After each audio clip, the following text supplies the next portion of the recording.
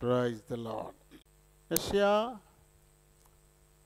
55వ అధ్యాయాన్ని 12 వచనాలు ఉన్నాయి. అందరూ కూడా మార్చి చదువుదాం. దప్పికొనిన వారలారా నీళ్ళ యొద్దకు రండి, రోకలు లేని వారలారా మీరు వచ్చి కొని భోజనము చేయుడి. రండి, రోకలు లేకపోయినను ఏమియూ నీయకయే ద్రాక్షరసమును పాలను కొనుడి.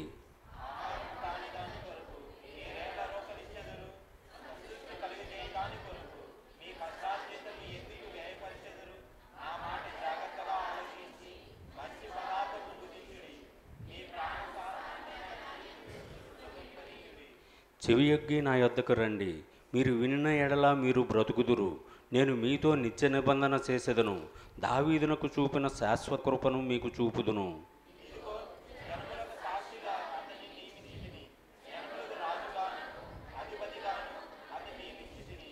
నువ్వెరుగని జనములను నీవు పిలిచెదవు, నిన్నెరుగని జనులు యెహోవా నిన్ను మహుపరచగా చూచి, నీ దేవుడైన యెహోవాను బట్టి ఇశ్రాయేలు పరిశుద్ధ దేవుని బట్టి నీ వద్దకు పరిగెత్తి వచ్చెదరు.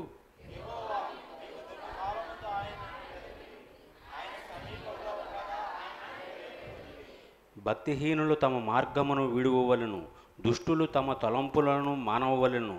వారు యెహోవా వైపు తిరిగిన ఎడల ఆయన వారి అందు జాలిపడును. వారు మన దేవుని వైపు తిరిగిన ఎడల ఆయన బహుగా క్షమించును.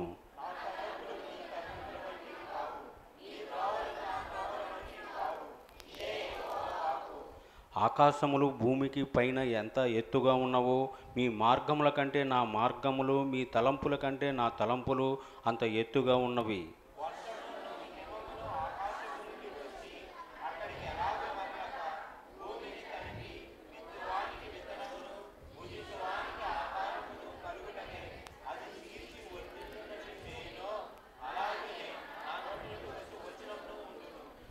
నిష్ఫలముగా నా యొద్దకు మరలక అది నాకు అనుకూలమైన దానిని నెరవేర్చును.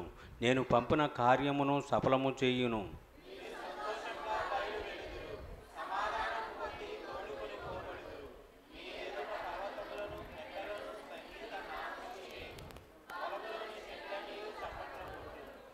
ముండ్ల చెట్లకు బదులుగా దేవదారు వృక్షములు మొలుచును, దురదగొండి చెట్లకు బదులుగా గొంజి వృక్షములు ఎదుగును. ఇది యెహోవాకు ఖ్యాతిగాను ఆయనకు కొట్టివేయబడని నిత్యమైన జ్ఞాపక సూచనగాను ఉండును. దేవుడు పరిశుద్ధ వాక్యం దీవించును గాక. 7వ వచనం చదవండి మళ్ళీ. భక్తిహీనులు తమ మార్గమును విడువవలెను, దుష్టులు తమ తలంపులను మానవవలెను. వారు యెహోవా వైపు తిరిగిన ఎడల ఆయన వారి అందు జాలిపడును. వారు మన దేవుని వైపు తిరిగిన ఎడల ఆయన బహుగా క్షమించును. దేవుడు పరిశుద్ధ వాక్యం దీవించును గాక. ఆమేన్. ప్రభు సహాయం కొరకై ప్రార్థన చేసుకుందాం. అందరూ కూడా నాతో ఏకీభవించండి. మోకరించగలిగిన వారు మోకరించండి. ఆసక్తులు తలలు వంచండి. మన ప్రభు అందరికంటే పైనున్నవాడు. ప్రతివాని మోకాలు వేస్తున్నామమ్మను వంగునట్లును ప్రతివాని నాలుక తండ్రి అయిన దేవుని మహిమార్థమై యేసు ప్రభు అని ఒప్పుకున్నట్లు అన్ని నామాల కంటే పైనామాన్ని యేసు ప్రభుకి తండ్రి ఇచ్చారు. కాబట్టి ఆయన సముఖంలో మనం మోకరింపబద్ధులమై ఉన్నాం. కృపా సత్య సంపూర్ణుడవైన మా దేవా, ఆది అంతము లేని మా పరమ తండ్రి, స్వయంభువు ఉన్నవాడనని ప్రకటించినటువంటి దేవా వందనాలు, స్తోత్రాలు. భూత భవిష్యత్ వర్తమాన కాలాలలో ఉన్నవాడా వందనాలు, స్తోత్రాలు. నీ కృప మాయడల హెచ్చుగా నుంచి మమ్మలను సజీవుల లెక్కలో ఉంచి ఈ పునరుత్థాన దినం ఈ రీతి మీ పాద సన్నిధి మాకు అనుగ్రహించినందుకై హృదయపూర్వకంగా మీకే కృతజ్ఞతాస్తుతులు చెల్లిస్తూ ఉన్నాం. ఇంతవరకు పాడి మీ నామాన్ని మహిమపరిచాము. మీ లేఖనాన్ని ధ్యానించాలని ఆశపడుతున్నాము. మా వేనికిడిలోనికి తేబడిన లేఖన భాగమును దీవించండి. ఈ లేఖనాన్ని బట్టి దీనుడను బలహీనుడను ప్రభువా నేను మాట్లాడడానికై నిలబడబోతూ ఉన్నాను. నన్ను క్షమించి నన్ను ఖాళీ చేయండి. మీ చిత్తానుసారమైన మాటలు నా నోట నుంచి మీరే మాట్లాడుకుని మహిమ ఘనత ప్రభావాల్ని పొందమని అడుగుతా ఉన్నాను. చేర్చబడిన మా ప్రియులందరిని బట్టి వందనాలు, స్తోత్రాలు ఆయన. ఈ కొద్ది సమయం తమ హృదయాలు చెవులని పరలోకపు గవిని వైపు కేంద్రీకరించులాగా సహాయం చేయండి. ఇంకెవరైనా మార్గం ముందుంటే త్వరపెట్టండి. ఆయా కారణాలని సాకుగా చేసుకుని ఆగిపోతున్న వారిని క్షమించండి. వారికి మరొక తరుణాన్ని అనుగ్రహించమని అడుగుతా ఉన్నాను. నిద్రాత్మల్ని, అంధకార శక్తుల్ని నజరేయుడైన యేసు నామములో బంధిస్తున్నాం. నన్ను, మమ్మల్ని, ఈ మందిరాన్ని, విద్యుత్, ఈ సౌండ్ సిస్టమ్ ఇవన్నీ మీ చేతులకు అప్పగించుకుంటూ మీ నామమును అతిగా హెచ్చిస్తూ నన్ను మమ్మల్ని తగ్గించుకుంటూ మా ప్రభు, మా ప్రియ రక్షకుడు నైనా యేసు నామమున అడిగి వేడుకుంటున్నాను మా పరమ తండ్రి. ఆమేన్. Praise the Lord, praise the Lord. ప్రభునాములందరికీ వందనాలు. దేవుడి తన ఉచితమైన కృపను బట్టి మన జీవితాల్లో మరొక పునరుత్థాన దినం ప్రభు పాద సన్నిధిని గడిపేందుకు దేవుడు మనకిచ్చిన ఈ సమయాన్ని బట్టి ఆయనకి మనం ఎంతైనా వందనస్తులమై ఉన్నాం. ఈరోజు ప్రభు యొక్క శిలువ బలియాగం, మరణించి మరణమును జయించి తిరిగి లేచినటువంటి ఈ దినాన్ని మనం పునరుత్థాన దినంగా జరుపుకుంటున్నాం. ధర్మశాస్త్ర ప్రకారము విశ్రాంతి దినం అంటే శనివారమే, 7వ రోజు శనివారమే. అయితే మామూలుగా బైబిల్లో ఈ వారాల పేర్లు ఏమీ లేవు, ఇవి మనం పెట్టుకున్నాయి. తండ్రి అయిన దేవుడు 6 రోజులు పనిచేసి 7వ రోజున విశ్రాంతి తీసుకున్నాడు కాబట్టి అది మీ అందరికీ విశ్రాంతి దినము అని చెప్పబడింది. అయితే ఆది అంటే ఆరంభం కాబట్టి, వారాల్లో మొదటి రోజు ఆదివారం కాబట్టి ఆ రోజు నుంచి లెక్క కట్టి 7వ రోజు శనివారం విశ్రాంతి దినము అని చెప్పేసి బైబిల్ పండితులు ప్రారంభంలో ఆ రకంగా అమర్చడం అనేది జరిగింది. కానీ ప్రభు చెప్పింది శనివారమో ఆదివారమో విశ్రాంతి తీసుకోమని మాత్రం ఆయన చెప్పలా. 6 రోజులు పనిచేయండి, 7వ రోజు విశ్రాంతి తీసుకోండి. ఎందుకంటే మీ దేవుడైన యెహోవా 6 రోజులు పనిచేసి 7వ రోజున విశ్రాంతి తీసుకున్నాడు.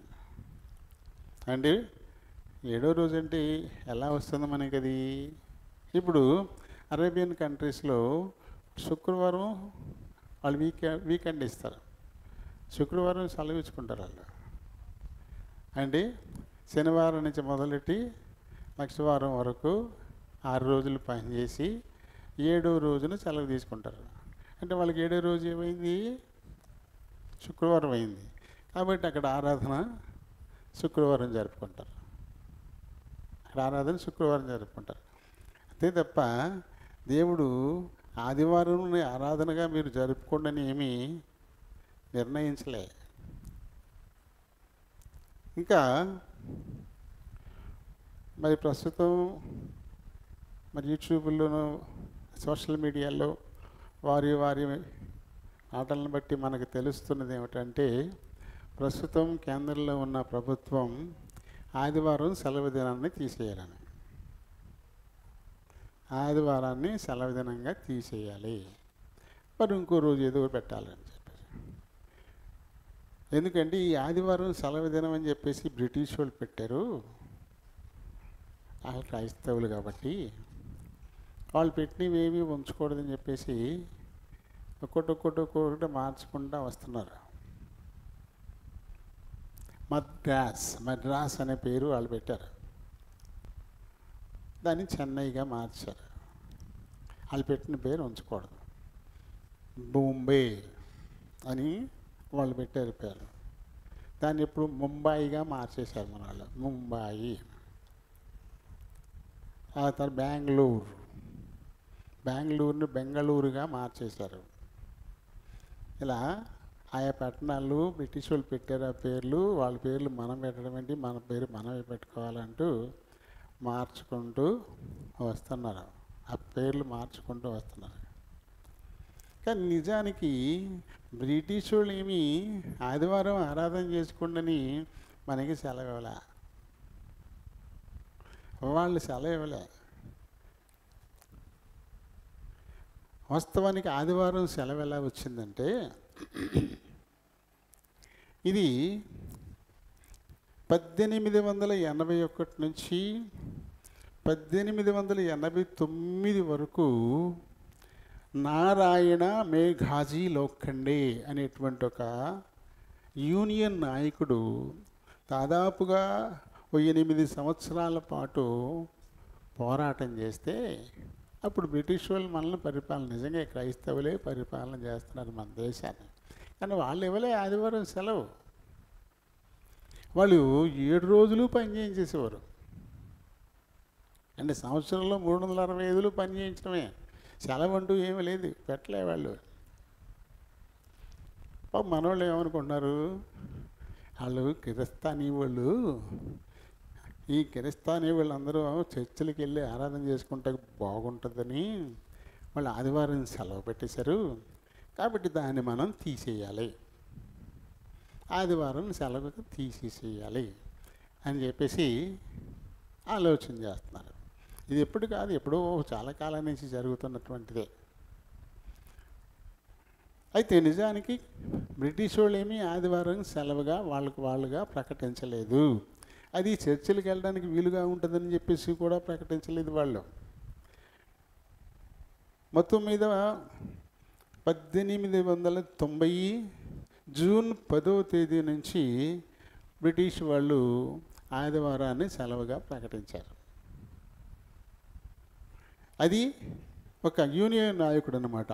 అంటే అంత పూర్వం బ్రిటిష్ వాళ్ళు వారం రోజులు పనిచేయించేవారు.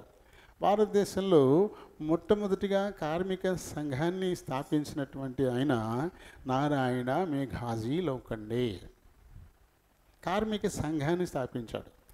వీళ్ళు ఏమన్నా యంత్రాల మనుషులు? కానీ వారంలో ఒక్కరోజైనా విశ్రాంతి ఇవ్వకపోతే ఎలా కుదరదు, ఖచ్చితంగా వారంలో ఒకరోజు మాకు సెలవు ఇవ్వాల్సిందే అని 8 సంవత్సరాల కాలం అవిశ్రాంతంగా చేసిన పోరాట ఫలితంగా 1890 జూన్ 10న ఈ ఆదివారం సెలవును ప్రకటించడం అనేది జరిగింది. మొట్టమొదటి కార్మిక సంఘం కూడా అదే. ఇప్పుడు చెప్పండి, బ్రిటిష్ వాళ్ళు ఇచ్చారు ఆదివారం సెలవు, క్రైస్తవ వాళ్ళు చర్చిలకి వెళ్ళి ఆరాధన చేసుకోండి అని చెప్పేసి వాళ్ళు ఇచ్చారా? వాళ్ళు ఏమి ఇవ్వలే మనకి సెలవు. ఓ కార్మిక సంఘం పోరాడి వీళ్ళు మనుషులా యంత్రాలా? కనీసం వారంలో ఒక రోజన్నా సెలవు ఇవ్వకపోతే ఏమవుతారు?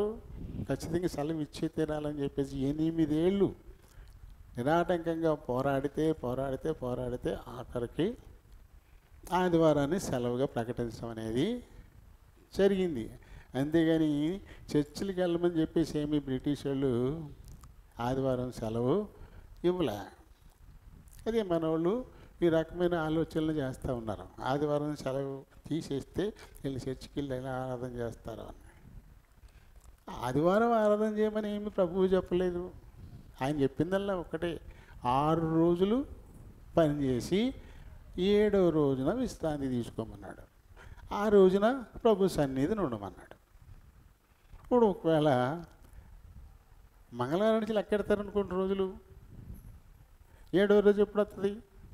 మంగళవారం, బుధవారం, లక్షవారం, శుక్రవారం, శనివారం, ఆదివారం, 7వ రోజు సోమవారం అవుతుంది. అది సోమవారమే ఆరాధన చేసుకుంటారు, సోమవారమే విశ్రాంతి తీసుకుంటారు.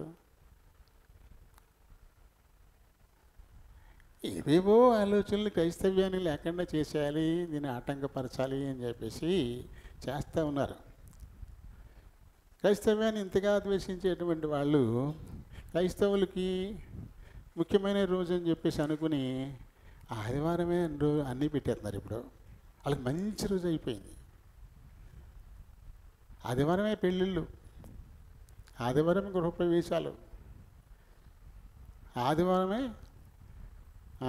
రజస్వలు అనేటువంటి కార్యక్రమాలు, ఇంకా ఆదివారాలే ఏంటి దినాలు పని కట్టుకుని ఎతికి ఎతికి వెతికి పని ఆదివారం ఏదైనా కార్యక్రమాలు పెడుతున్నారు. మరి ఏం మన రోజు కదా, అది మంద అనుకున్నప్పుడు వాళ్ళకి మంచిది కాదు కదా, ఆ రోజున వాళ్ళు ఎందుకు పెట్టుకోవాలా అంటే ఆదివారం అంత మంచిదా? వాళ్ళందరికీ కూడా చాలా మంచిదన్నమాట. దేవుడు అమాయకుడా? ఆయనకి తెలియకుండా జరిగేది ఏదైనా ఉంటుందా? దేవుడు యాక్షన్లో దిగితే మనిషి ఎగిరిపోతాడు. ఎంతసేపు ఉంటాడు మనిషి? దేవుడు యాక్షన్లో దిగితే క్షణంలో మొత్తం తారుమారైపోద్ది. దేవునితో ఏంటి పోరాడడం? ఎవరికి నచ్చింది వాళ్ళు చేసుకుంటారు. అది కాకుండా లేదు మా ప్రకారమే జరగాలి, నా ప్రకారమే. నేను మాంసం తిన్నా కాబట్టి ఎవరు మాంసం తినడానికి లేదు. సరే అండి, దేవుడు చూస్తూనే ఉన్నాడు. ఎవరు ఎన్ని రకాల ప్రయత్నాలు చేసినా 7వ రోజు విశ్రాంతి తీసుకోవడం మానరు. ఆ 7వ రోజున ఆరాధన చేసుకోవడం మానరు. ఇప్పుడు దాకా ఏంటంటే ప్రభు పునరుత్థాన దినం కాబట్టి మరణమును జయించి తిరిగి లేచి నిజమైన విశ్రాంతిని మనకి ఆయన అనుగ్రహించిన రోజు కాబట్టి ఆ రోజున కొత్త నిబంధనలో ఆ రోజు నుంచి ఆరాధన చేసుకోవడం మొదలెట్టారు. అంతేగాని వాస్తవానికి విశ్రాంతి దినము అంటే 7వ రోజే, శనివారమే. ఎప్పటికీ కూడా అదే శనివారాన్ని ఆరాధించే వాళ్ళు ఉన్నారు. 7th డే అడ్వెంటిస్ట్ అనేటువంటి ఒక మిషన్ ఉంది. వాళ్ళు ఇప్పటికీ కూడా శనివారమే ఆరాధన చేసుకుంటారు. ఏమైనా చేస్తే అన్నీ మన మంచికే. ఇది మట్టుకు మానరు. ఇప్పుడు మరి అరేబియన్ కంట్రీస్లో శుక్రవారం ఆరాధన చేసుకుంటున్నారు. ఏమైంది? అలా ఏ రోజు సెలవిస్తారో ఆ రోజునే చేసుకుంటారు. దేవుని సన్నిధి నుండి ఆరాధన చేసుకోవడం ముఖ్యం తప్ప అది ఏ రోజు అంటే ఏముంది దానిలో? దేవుని సన్నిధిని ఉండడం ముఖ్యం. అక్కడ ఆయన ఆరాధించడానికి ఆయన సన్నిధిని సమ్ముకోవడం ముఖ్యమే తప్ప అది ఫలానా రోజు అనడానికి ఏం లేదు. అయితే వాళ్ళ యొక్క ద్వేషాన్ని ప్రదర్శించుకుంటున్నారు. ఓర్చుకోలేకపోతున్నారు. కానీ అసలు విషయం అర్థం కావట్లేదు వాళ్ళకి. ఏ రోజు చదివితే ఆ రోజు చేసుకుంటారు, అంతే కదా. చాలండి, మరి ఈ బైబిల్ అంతా చదివాం కదా, అధ్యాయం అంతా చదివించాం. ఎందుకు? చాలామంది బైబిల్ చదవకుండా వచ్చేసి ఉంటారు. కప్ప బట్టలు వేసుకొని పౌడర్ కొట్టేసుకొని తలతో వేసేసుకొని గూట్లో ఉన్న బైబిల్ చంగనట్టుకుని వచ్చేసి ఉంటారు. బైబిల్ని అస్సలు చదివే ఉండరు. అందు గురించి ఒక అధ్యాయానైనా ఇప్పుడు చదువుతారని మొత్తం చదివించాను. చదవండి, ప్రతిరోజు అలవాటు చేసుకోండి. కనీసం ఒక 2-3 అధ్యాయాలైనా చదవడం అలవాటు చేసుకోండి. పాత నిబంధనలో నుంచి ఒకటి, కీర్తనలో నుంచి ఒకటి, కొత్త నిబంధనలో నుంచి ఒకటి, అలా ఒక 3 అధ్యాయాలు చదివారనుకోండి, చాలా త్వరగా బైబిల్ పూర్తవుతుంది. అలా కాదండి పని, పాత నిబంధనలు ఆరంభం నుంచి రోజుకు 3 చదువుకోండి. రోజుకు 3 అధ్యాయాలు. ఇక వీళ్ళని బట్టి అవసరమైతే 4 ఖాళీ ఉంటే 4 అయితే 5 కూడా చదువుకోవచ్చు. అలా చదువుకోవడం వల్ల దేవుడు మనతో మాట్లాడేటువంటి అవకాశం దొరుకుతుంది. బైబిల్ చదవడం అంటే అర్థం ఏంటి? దేవుడు మనతో మాట్లాడటం. ప్రార్థన చేయడం అంటే అర్థం ఏంటి? మనం దేవునితో మాట్లాడటం. అది దీన్ని మనం ఒక అలవాటుగా చేసుకోవాలి. ప్రతిరోజు ప్రభు మాట విని మనం పని మొదలెట్టుకుంటే ధన్యులమే కదా. ప్రతిరోజు ప్రభు మాట విని ఆ తర్వాత మన మాట కూడా ప్రభుకి వినిపించి, అంటే బైబిల్ చదువుకొని ప్రార్థన చేసుకోవడం, అంతే. ఈ 2 చేసుకున్నాం అనుకోండి,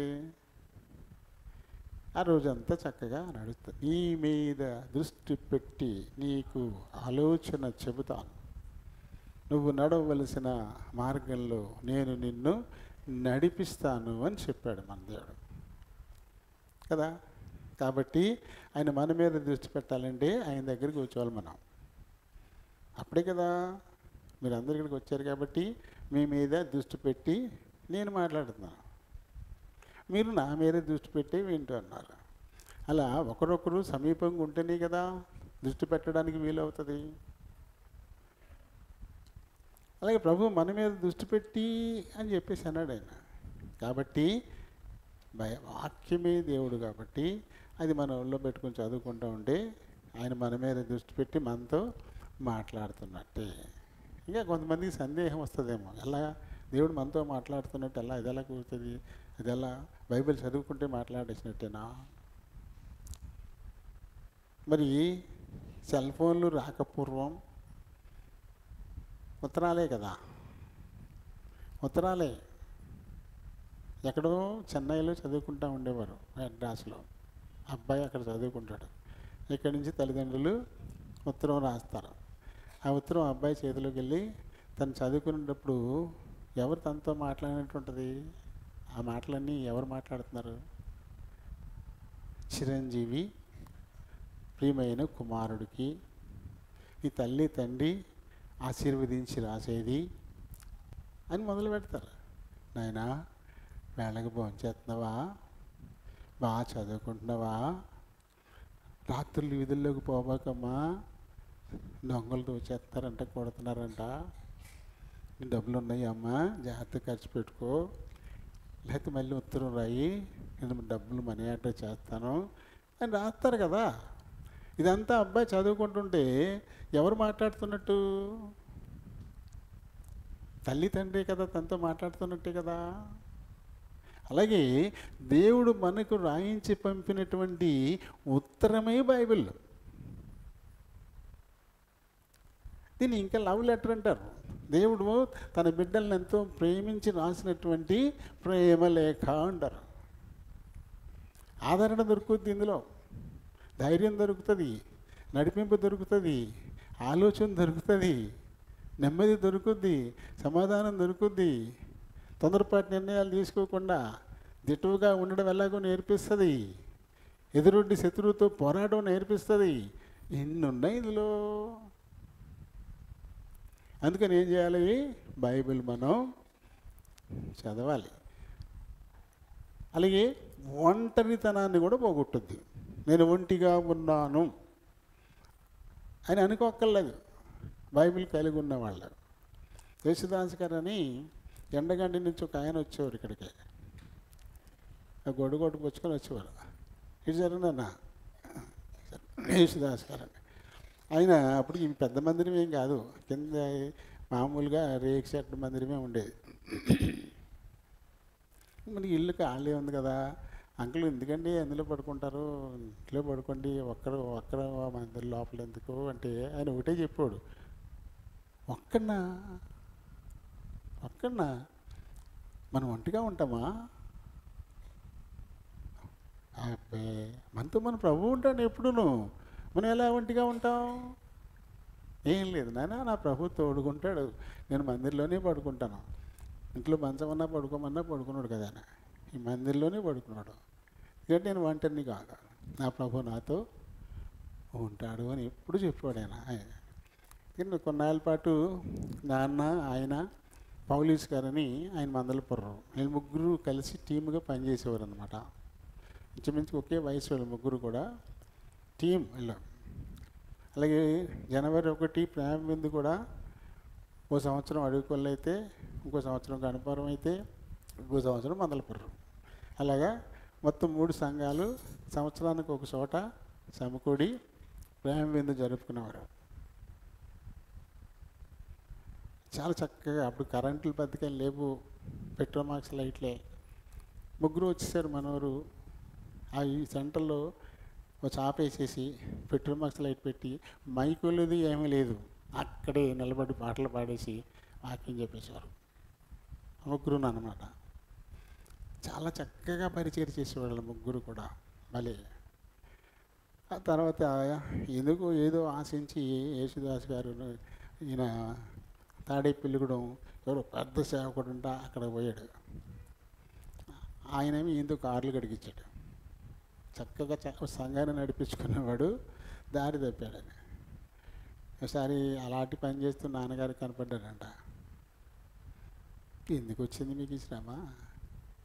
చక్కగా మందరం మేపమని దేవుడు నీకు ఇస్తే ఏం ఆశించి ఇక్కడ దాకా వచ్చేవాడు కాళ్ళు కరుగుతున్నావు అంటే తర్వాత మళ్ళీ అక్కడ కూడా మానేసి వచ్చేసరికి సంఘం లేదు ఇక అందుకండి వాళ్ళది ఇంకా అక్కడే ఉండి అప్పుడప్పుడు ఇక్కడికి వచ్చి చూసి వెళ్తూ ఉండేవాడు అనమాట. ఆయన పేరు యేసుదాసు. సరే అండి, మొత్తం మీద చాలా విషయాలు వేరే వేరే మాట్లాడుకున్నాం. ఇప్పుడు 7వ వచనం, యెషయి 55వ అధ్యాయంలోని 7వ వచనం. గత వారం అయితే మనం 6వ వచనాన్ని మనం ధ్యానించాము. 6వ వచనం ఏముంటుంది?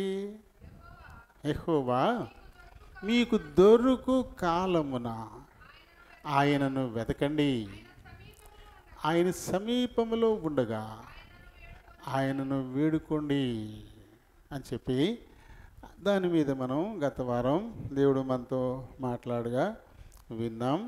అయితే తదుపరి వచనం వాస్తవానికి ఇప్పుడు ఈ అధ్యాయమే శనివారం బైబిల్ స్టడీలో ఉంది.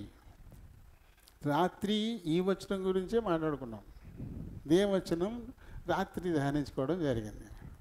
కానీ అది వేరుగా ఉంటుంది, ఇప్పుడు ఇది వేరుగా ఉంటుంది. రాత్రి ఆ వచనం రాత్రే నేర్పింది, ఆ వచనం ఈరోజు మనకి ఏం నేర్పుతుంది మనం చూద్దాం. చూడండి, దుర్మార్గులు తమ దుర్మార్గతను విడిచిపెట్టాలి. అంటే భక్తిహీనులు తమ మార్గాన్ని వదిలేయాలి. దాన్ని మనం అచ్చ తెలుగులో చెప్పుకుంటే దుర్మార్గులు తమ దుర్మార్గతను అంటే ఎంచుకున్న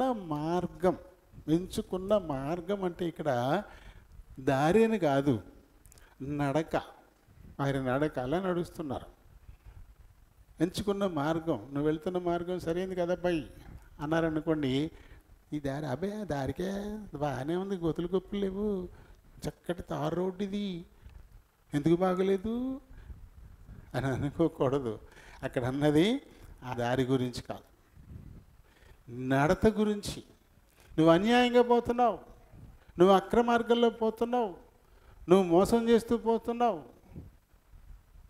ఇతరులను బాధ పెడుతూ పోతున్నావు, ఇతరులను దూషిస్తూ పోతున్నావు, అసూయ పెడుతూ పోతున్నావు, ఒక వేషధారణ జీవితాన్ని జీవిస్తూ పోతున్నావు. ఇది మార్గం, నువ్వు ఎంచుకున్న మార్గం అంటే.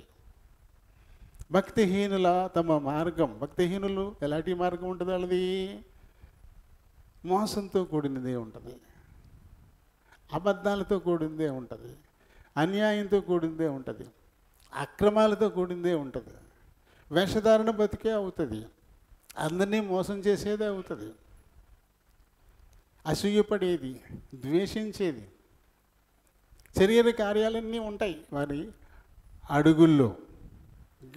గలతీ 5:19 నుంచి మనం చదువుతాం కదా, అవన్నీ వారి మార్గంలో అవన్నీ ఉంటాయి. కాబట్టి ఆ దారి వదిలేయాలి. ఇప్పుడు ఆ శరీర కార్యాలను పూర్తిగా నువ్వు వదిలేసేయాలి, మోసాన్ని వదిలేయాలి, అసత్యాన్ని వదిలేయాలి, అన్యాయాన్ని వదిలేయాలి, అక్రమాన్ని వదిలేయాలి, అలాగే ఈ తిరిగిపోతూ ధనాన్ని వదిలేయాలి, అలాగే మద్యానికి మత్తుగా ఉండకుండా ఆ మార్గాన్ని వదిలేసేయాలి, లేకపోతే ఒక జూదం దానితో కుటుంబాన్ని బాధపెట్టి ఆ మార్గాన్ని వదిలేసేయాలి. అందరూ కూడా నిన్ను చూసి ఇప్పుడు ఏమంటున్నారు ఇప్పుడు దాన్ని గమనించుకొని నువ్వు దిద్దుకోవాలి అంటాడు. ఏమంటున్నారు? ఒక దుర్మార్గుడు అంటున్నారా, అక్రమార్కుడు అంటున్నారా, ఒక అన్యాయస్తుడు అంటున్నారా, లేదా ఒక వేషధారి అంటున్నారా, ఓ అబద్ధికుడు అంటున్నారా, ఓ తిరిగిపోతు అంటున్నారా, ఓ తాగిపోతు అంటున్నారా? ఇది మారాలి. ఇక జనులు అలా నేను అనకూడదు. ఏ దారి గుండాను వెళుతుంటే ఇలా నేను అంటున్నారో అటువంటి దారిని ఇప్పుడు వదిలేసేయాలి. అది భక్తిహీనులు తమ మార్గాన్ని వదిలేసేయాల్సిందే. ఇంకా తర్వాత దాని కింద మాట ఉంటుంది, దుష్టులు తమ తలంపులు. దుష్టుల తలంపులు ఎలా ఉంటాయి? దుష్టుల తలంపులు ఎలా ఉంటాయి?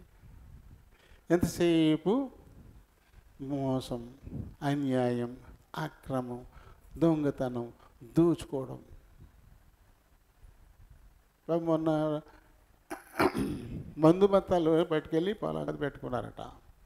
తెల్లారి పొద్దున వెళ్ళి చల్లుకుందామని అక్కడ నెట్టేసి వచ్చారంట. తెల్లారేసరికి లీవ్ అయ్యి, అంటే ఎవరి పొలంలో చల్లేసుకున్నారో చల్లేసుకున్నారు. వీళ్ళు చొమ్మెట్టి గణపార నుంచి కొనుక్కొచ్చి మోసుకెళ్ళి పొలం దగ్గర అట్టు పెట్టుకుని రేపు పొద్దున్న చల్లుకుందాం కదా అనుకుంటే తెల్లారేసరికి అవి ఏ చేలోకి వెళ్ళిపోయినాయి. ఎవరు వాళ్ళ ఆలోచన విధానం ఏంటి? మనం కొనకుండానే మన పొలాలకి మందు కావాలా, కాబట్టి ఎవడు నెట్టేస్తాడు, అది డ్యాక్ కన్నేసుకొని వాళ్ళు వెళ్ళిపోయిన వెంటనే ఈ పని మొదలు పెట్టేసుకునేది. ఏ దారిది? నేను ఎవరు చూడలేదా? పిల్లి గట్టిగా కళ్ళు మూసుకుని పాలు తాగుద్దంట.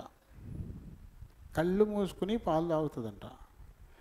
కళ్ళు మూసుకుంటే ఏం కనపడదు కదా, కాబట్టి ఎవరికి ఏం కనపట్లేదు, నేను ఎవరికి కనపట్లేదు అనుకుంటుందంట. అది కళ్ళు మూసుకుంటే దానికి ఏం కనపడదు, కాబట్టి అది ఎవరికి కూడా కనపట్లేదు అనుకుంటుందంట. అలా పాలు తాగదండి. నడ్డి మీద ఒకటైతే పాపం దాన్ని నడుము చాలా వీక్, కొంచెం ఇలా కొడితే జారిపోతుంది. పెద్ద నీకే తెలుసు, బలి చెబుతున్నారా, బలి ప్రతిదీ నాకు వింటున్నాం కదా అని అనుకుంటున్నారా? నేను కొట్టానమ్మలాగా పాపం దాన్ని నడుము జారిపోయింది. దుడ్డు పట్లను జాని బాబు చిన్నపిల్లడు అటు పడుకుని ఉన్నాడు. వచ్చేసాడు, పక్కన ఉన్నది మంచం మీద, అది పక్కన ఉంది. మరి ఎందుకు ఉందో మరి అక్కడ అది నాకు తెలియదు. చిన్న కర్రపల్లి ఉంది, తెలుసుకుని నడి మీద వేసాను, వెళ్ళిపోయింది. ఆ తర్వాత మా దొడ్డానికి పెద్ద నుయ్యి ఉంటుంది, అక్కడ నీళ్ళు తోడుకుంటూ ఉంటాం. అది పాపం కాళ్ళు ఆరుకుంటూ ఈడుచుకుంటూ వస్తుంది. అయ్య బాబోయ్, ఇంత దెబ్బ కొడుతూ నడుము జారిపోయిందా, ఎంత తప్పు చేశాను నేను అని ఇప్పటికి మర్చిపోలేదు. చూడండి, ఎప్పుడు జరిగింది ఇది? 87, 88 ఆ ప్రాంతాల్లో జరిగింది. 87, 88 ఆ ప్రాంతాల్లో జరిగింది. అంటే 88లో జూన్ నెలాఖరు వరకు దొడ్డుపట్లలోనే ఉన్నాం. 87 డిసెంబర్లో వెళ్ళినట్టున్నాం. కాబట్టి ఆ రోజుల్లో జరిగింది అది. చిన్న కర్రపల్లి వచ్చుకుని వెళ్ళి నడ్డి మీద ఇలా వేసాను, అంతే జారిపోయింది అన్నాడు. ఆ తర్వాత పాపం ఈడ్చుకుంటూ వెళ్తుంది, 2 కాళ్ళ మీద వెనకాల 2 వంతలు ఈడ్చుకుంటూ వెళ్తుంది. ప్రాణం సూరు మంది అంత వీక్ ఉంటుంది అన్నాడు. ఇలాంటివి జారిపోద్ది పాపం. అలా నడి మీద ఎప్పుడు కొట్టమాకండమ్మా.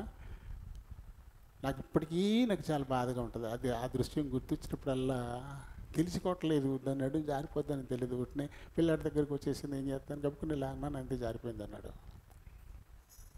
కానీ చాలా పవర్ఫుల్ అది. తలుపేసి కొడితే మనకి గొంతెట్టు కరికద్ది. తలుపు పెట్టి కనుక దాన్ని కొట్టే ప్రయత్నం చేయకండి ఎప్పుడూ. అది పోవడానికి దారి ఇచ్చే కొట్టండి. దారి మూసుకుందా దాని దారి ఇదే, ఎగిరి మన పీకట్టుకుంటుంది. పిల్లి జాతి, పులి, చిరుత పులి, ఈ పిల్లి, ఈ సింహం, ఇవన్నీ ఒకే జాతి. చంపాలంటే గొంతే పట్టుకుంటాయి. అది ఎంత పెద్దదైనా సరే ఎగిరి దానికి గొంతెట్టుకుని నొక్కేద్ది, అంతే. కాసేపటికి చచ్చిపోతుంది, అప్పుడు తినేస్తుంది. దాని జాతి అంతా అంతే. కాబట్టి పిల్లి కూడా మన దగ్గరే ఉంటుంది కదా, ఇదేమి క్రూరమైంది కాదు అనుకోపోకండి. 4 గోడల మధ్యన బంధించేసి కనుక కొట్టేమో దాని గురి నీ పీక పట్టేసుకుంటుంది పిల్లి, అంతే. సరేండి, మొత్తం మీద ఆ పిల్లి అనుకున్నట్టుగా మనం కూడా నన్ను ఎవ్వరూ చూడలేదు, ఎవరన్నారా పెట్టలేదు, ఎవరు చూడలేదు, నేనే ఏం చేసినా పర్లేదు అనుకుంటే నిన్ను చూస్తున్నవాడు ఒకడున్నాడు. ఆయన కూనుకడు, నిద్రపోవడం. నువ్వు చేసే మంచిని చూస్తాడు, నువ్వు చేసే చెడుగుని చూస్తాడు. నిరంతరము నేను చూస్తూనే ఉంటాడు. నువ్వు చేసినటువంటి పనికి తగినటువంటి ఫలితాన్ని ఇచ్చువాడు ఆయన. ఏదో ఈ రోజున 2 బత్తాలు దొరికి నీ చేలో చల్లేసుకున్నా, ఒక బత్త 1800 అంటాయి. 20 బాగా ఇప్పుడు 1800 అంటది. యూరియా బత్తాలు ఉన్నాయంటాయి, తక్కువ అంటాయి. అవి వదిలేసి ఇవే పట్టుకెళ్ళారంట. నేను చూడలేదు, పోగొట్టుకున్నాయని చెప్తే ఆ మాట చెప్తున్నాను మీకు. ఈ మార్గాన్ని మార్చుకోవాలి. ఎందుకంటే చూసువాడు, తీర్పు తీర్చువాడు, న్యాయం తీర్చువాడు ఒక ఆయన ఉన్నాడు. ఈరోజు నువ్వు కొంచెం కోసం కక్కుర్తి పడుతున్నావేమో, రేపు నీకెంత పోతుందో నీకే తెలియదు. మనుషుడా, నువ్వేం వెతుకుతున్నావో నువ్వు దాన్ని కోస్తావు అంతే.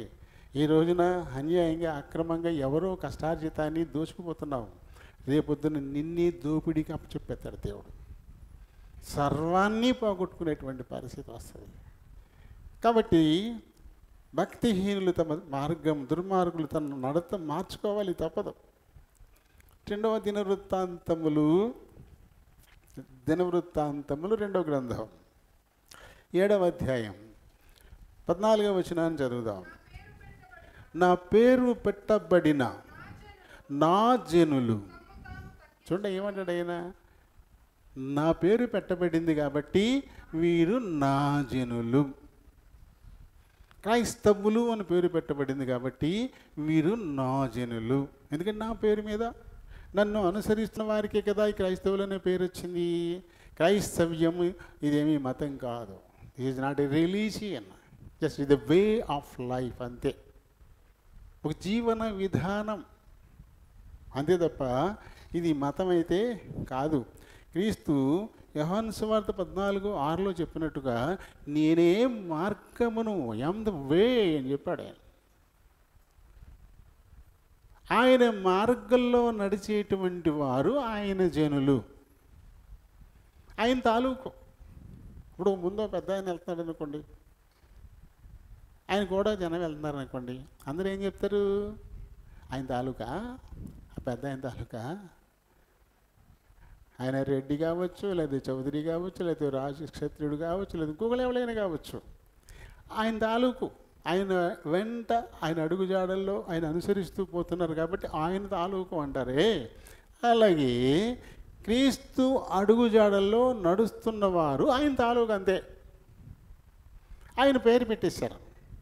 అంతియొకయలు మొట్టమొదటిగా ఈ శిష్యులను, ఆ అంతియొకయ వాసులు, వీళ్ళు క్రీస్తును వెంబడిస్తున్నవారు కదా, వీరు క్రైస్తవులు అని పేరు వాళ్ళు పెట్టారు. అంతే తప్ప యేసుప్రభు ఏమి, ఇదిగో నేను నా పేరు, నా క్రైస్తవ మతాన్ని నేను స్థాపించాను కాబట్టి మీరందరూ కూడా ఈ మతంలోకి జనాలను చేర్చండి అని చెప్పాడు ఆయన. ఆయన మతాన్ని నేను స్థాపించలేదు. క్రైస్తవ్యం మతం కాదు, ఇది మనం పెట్టుకున్నది. ఆయనైతే ఒక మార్గాన్ని చూపించాడు, అంతే, ఆయన మార్గాన్ని. కాబట్టి ఏం చేయాలి, నా పేరు పెట్టబడిన నా జనులు తమ్ము తాము తగ్గించుకొని ప్రార్థన చేసి తన్ను వెదకి తమ చెడు మార్గములను, ఆయన వెదకాలి అంటే ముందు తమ్మును తాము మార్చుకోవాలి. ఆయన వెదకాలి అంటే తమ్మును తాము మార్చుకోవాలి. అంతకుముందు తమ ఏ దారులు గుండా పోయారో ఆ దారిని వదిలేసి ఆయన ఉండే మార్గంలోనికి రావాలి. ఇప్పుడు ఆయన వెతకాలంటే ఆయన ఉండే మార్గంలో వెతకాలి కదా, అప్పుడే కదా దొరికేది. ఓ పార్కులో చక్కగా ఎండ వెలుగులో ఒకడు పడి పడి పడి పడి వెతికేస్తున్నాడంట. ఒకడు తెగ వెతికేస్తున్నాడు. ఎవరో వచ్చి, ఏం బాబు ఏంటి వెతుకుతున్నా ఉన్నారంట. ఉంగరం పడిపోయిందండి, వెతుకుతున్నానా అన్న. నేను కూడా సాయం చేయనా అని చెప్పేసి వాడు కూడా మోకరించి అలా ఆడు కూడా వెతుకుతున్నాడంట. ఆడికి విసుకొచ్చి ఇంటికి ఎక్కడ పడిపోయింది అన్నాడు. అప్పుడు ముందు అడగలా, ఆడికి నడుగు లాగింది, ఇంటికి ఎక్కడ పడిపోయింది అని అంట. ఆ చెట్టు కింద అడిపోయింది అన్నాడు. మరి ఇక్కడ వెతుకుతున్నావు ఏంటంటే అక్కడ వెలుగు లేదు అన్నాడు. అక్కడ వెలుగు లేదు, ఇక్కడ వెలుగుగా ఉందని ఇక్కడ వెతుకుతున్నానంట. పడ్డా కాడ వెతుకుతాడా, వెలుగు ఇక్కడ ఉంది కదా అని ఇక్కడ వెతుకుతాడా? అక్కడ వెలుగు లేకపోతే నువ్వు వెలుగు తెచ్చుకోవాలా. వెలుగు తెచ్చుకుని అక్కడ వెతకాలి, కానీ అక్కడ వెలుగు ఉంది కదా అని వెతికితే ఎక్కడ పోయింది అక్కడ ఎలా దొరుకుద్ది? కాబట్టి నిజంగా కనుగొనాలనుకునేటువంటి వాడు చేయాల్సిందేంటి, అక్కడ చీకటిగా ఉంటే నువ్వు వెలుగు తెచ్చుకోవాలి, వీలు కల్పించుకోవాలి. ఎక్కడ పడిందో అక్కడే నువ్వు వెతకాలా. అప్పుడు ఏం చేయాలన్నమాట, మార్గాన్ని మార్చుకోవాలి. అంతకుముందు నువ్వు పోతున్న మార్గం ఏదైనా సరే ఇప్పుడు దాన్ని ఏం చేయాలి, విడిచిపెట్టేసి ఇప్పుడు ఆయన దొరికే మార్గం ఏ దారి గుండా వెళ్తున్నాడు, ఏ దారి గుండా వెళ్తున్నాడు, ఆ దారి గుండానే ఏవో మనం కొనుక్కోవాలా, ఎప్పటి నుంచో చూస్తున్నాం, పచ్చి రొయ్యలు వచ్చాడు, పచ్చి రొయ్యలు అంటున్నాడు, కొనాలని ఆశపడింది, ఆ మాట వినపడింది, వెళ్ళిపోయాడు. కాబట్టి నువ్వు నీ ఇష్టం వచ్చిన దారిలో వెదిగితే దొరుకుతాడా? ఏ సందంటే వెళ్ళాడమ్మా? తూర్పు చేరు కట్టుకెళ్ళాడా? మునిగారు ఇదికి వెళ్ళాడా? లేదా తాళదెబ్బ వెళ్ళాడా? నువ్వు కనుక్కుని అక్కడికి వెళ్తే దొరుకుతాడు, కానీ ఇలాగే వెళ్ళాడు కదా అని చెప్పేసి నువ్వు నీ ఇష్టం వచ్చినట్టుగా తిరిగితే దొరుకుతాడా? అతన్ని నువ్వు పట్టుకోవాలి అనుకుంటే ఖచ్చితంగా కనుక్కొని ఆరాధించి ఎటు వెళ్ళాడు కన్ఫర్మ్ చేసుకుని అప్పుడు నువ్వు వెళ్తే దొరుకుతాడు. నిజంగా వెతకాలని వాళ్ళు ఆ పని చేస్తారు. ఇది వెళ్ళమన్నారు కదా, వెతకమన్నారు కదా అని వెళ్ళి చేస్తారు. అలా వెళ్ళిపోయి కనపడలేదా, చాలా దూరం తిరిగాను నాకు కనపడలేదా అంటారు కదా. నిజంగా వెతికి పట్టుకోవాలి అనుకునేటప్పుడు నువ్వు కొన్ని ఆరాలు తీయాలి, ఎటు వెళ్ళాడు కన్ఫర్మ్ చేసుకోవాలి. ఒకవేళ దారి ఇబ్బంది అయినా సరే నువ్వు ఆ దారిలోనే వెళ్ళాలి, అప్పుడు ఖచ్చితంగా ఆయన నువ్వు పట్టుకోగలుగుతావు. చాలామంది గురి లేకుండానే పరిగెడతా ఉన్నారు, వాళ్ళ గురి ఏంటో తెలియదు, గురి లేకుండానే పరిగెడతా ఉన్నారు. చాలామంది క్రైస్తవులు కూడా క్రైస్తవులను పేరు పెట్టుకుంటున్నారు, వాళ్ళకు ఖచ్చితంగా గురి ఉండట్లా. పాలుగారు చెప్తాడు, నేను గురి యొద్దకే పరిగెడుతున్నాను అంటాడు. గురి ఒకటి ఎంచుకున్నాడు కాబట్టి అక్కడ దాకా మనం చేరేమా లేదా అనేది మనకు తెలుస్తుంది. ఒక గురి అంటూ నువ్వు పెట్టుకోకపోతే నువ్వు పోతానే ఉంటావు. ఎక్కడికి పోతావు? ఒక హద్దు పెట్టుకోవాలి కదా. అక్కడ వరకు అని అనుకున్నప్పుడు నీ ప్రయాణం ఎంతవరకు వెళ్ళిందో నీకు తెలుస్తుంది. ఇంకెంత ఉందని తెలుస్తుంది. అసలు గురి అనేదే నీ లేకపోతే ఎలా వెతుకుతావు? ఏ రకంగా? పిల్లలు చదువుకుంటారు, ఏమైనా సరే 95% తెచ్చుకోవాలి నేను, లేకపోతే నా క్లాసులోనే ఫస్ట్ ఉండాలి, కాలేజీలోనే ఫస్ట్ ఉండాలి. ఇదిగో బిడ్డ కాలేజీలో ఫస్ట్ వచ్చింది, గణపురం డిగ్రీ కాలేజీలో టాపర్ అయింది. చూడండి అది గొప్ప ఇది. గణపురంలో డిగ్రీ కాలేజ్ అంటే చాలా విలేజ్లు ఉన్నాయి, అన్ని ఊళ్ళ నుంచి జనం వస్తారు, 100లో ఉంటారు అక్కడ. అందరిలోని ఇప్పుడు ఎల్లగం హారిక టాపర్ ఫస్ట్ వచ్చింది. ఒక 40,000 స్కాలర్షిప్ కూడా కొట్టింది. ఎవరో పెట్టారు దాన్ని, కాలేజీ ఫస్ట్ వస్తే ఫస్ట్ కింద, సెకండ్ కింద, థర్డ్ కిందామని ఇది పెట్టారు. తను ఫస్ట్ కొట్టుకుంది, 40,000 వచ్చినాయి. ఇంకా 40,000 వస్తాయనేమి తను చదవలా, తను చదువుకుంది అంతే. నేను బాగా చదవాలి, మంచి మార్కులతో నేను పాస్ అవ్వాలి అని ఒక గురి పెట్టుకుంది. ఆ గురి ఏరింది, ఫలితం తనకు తెలియకుండానే వచ్చింది. అమ్మ నువ్వు ఫస్ట్ వచ్చావు అని వాళ్ళు చెప్తేనే తెలిసింది తనకి, నీకు ఇంత స్కాలర్షిప్ వస్తుంది అని చెప్తేనే తెలిసింది తనకి. ఇవి ఉన్నాయి, ఇవేవో నేను సంపాదించుకోవాలని వెళ్ళా, తన పని తాను చేసింది అంతే. మన పని మనం ఒక గురి పెట్టుకుని ఆ గురి వద్దకు వెళ్ళేటువంటి ఆ ప్రయత్నం, కుడికి కానీ ఎడమకి కానీ తిరగకుండా తిన్ననైన మార్గంలో నువ్వు వెళితే గురి యొద్దకు చేర్చుకుంటా. అలా అయితే ఇలా గురి యొద్దకు పరిగెట్టడానికి మనకు కావలసినటువంటి గురి ఏంటి?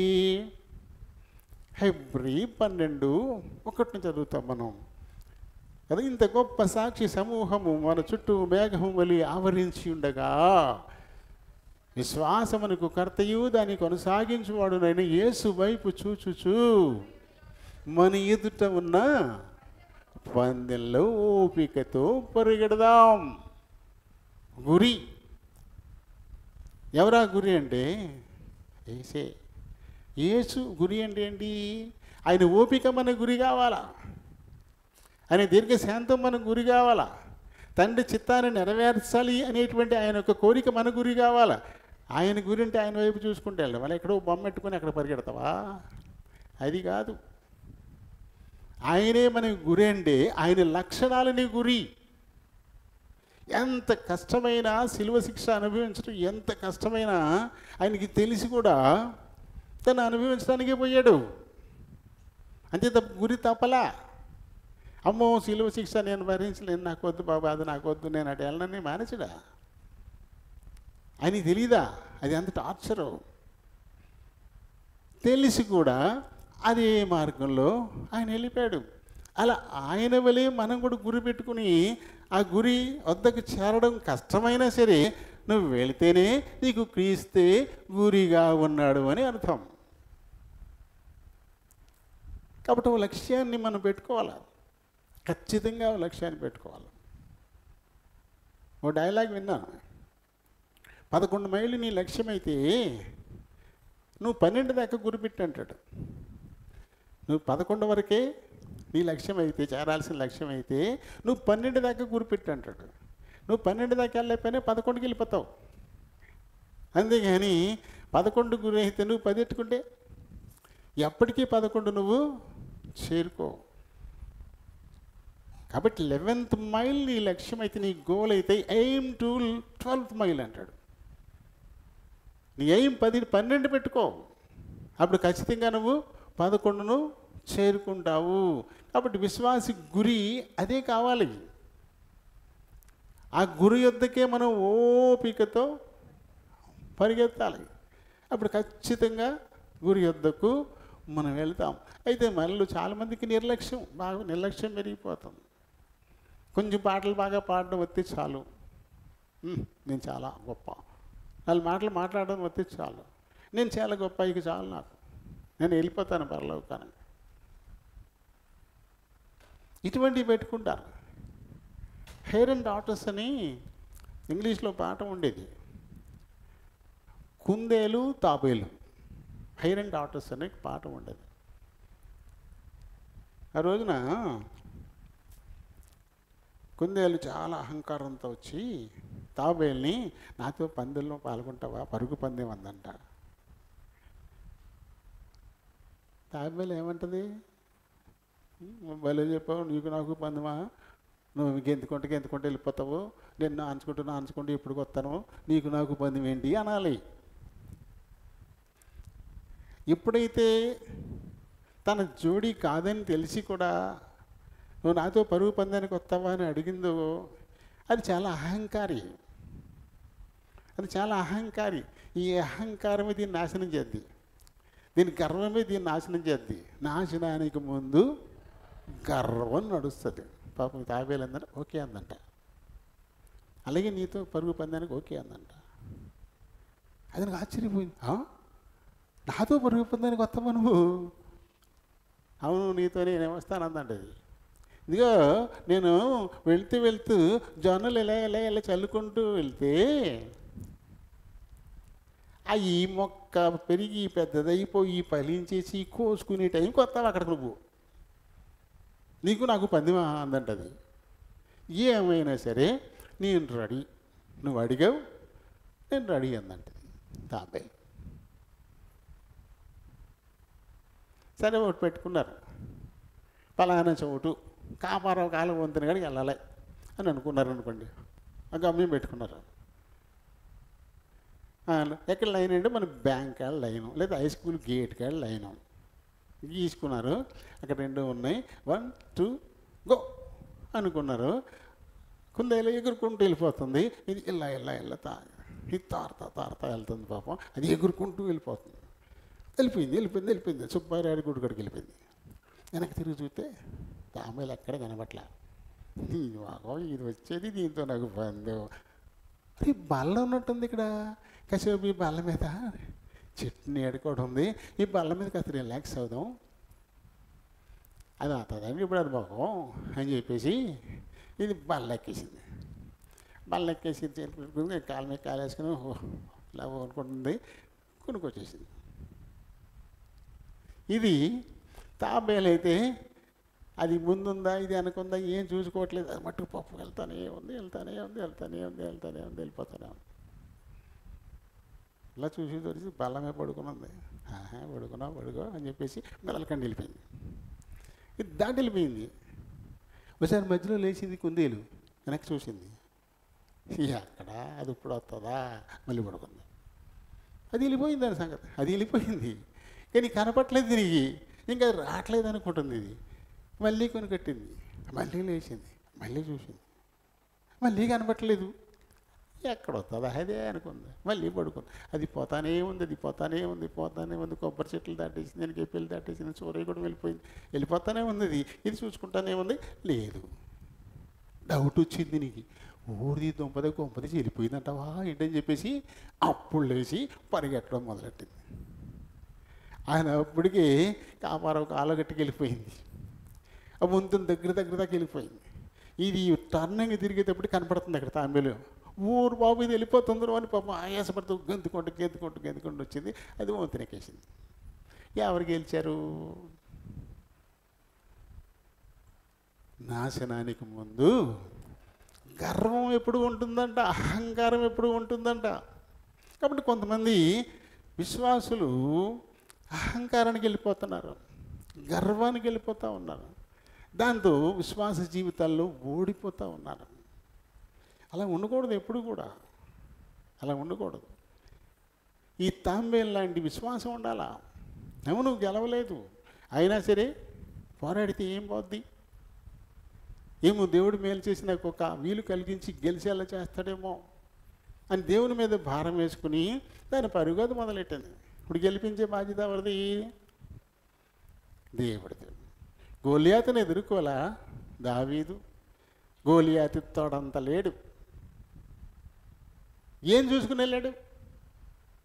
నా దేవుడు నమ్మదగిన వాడు, ఆయన నన్ను బలపరుస్తాడు, నాకు విజయం ఇచ్చేవాడు ఆయనే, నా తరపు ఆయన పోరాడతాడు అని చెప్పేసి ధైర్యంగా ముందుకెళ్ళిపోయాడు. కొండ లాంటి గొలియాతు బండలాగా డామ్మును పడ్డాడు. కాబట్టి వీరు మనకి విశ్వాసులకు మాదిరి. తాము పూర్తిగా తగ్గించుకోవాలా. ఏ మాత్రం అహంకారం ఉండడానికి వీల్లేదు. విశ్వాసికి అస్సలు అహంకారం అలంకారం కాదు, నాశనమే. అహంకారంతో ఎప్పుడు ఉంటారో అప్పుడు ఖచ్చితంగా ఓడిపోతారు. అందుకని ఏం చెప్తాడు ప్రభు అక్కడ?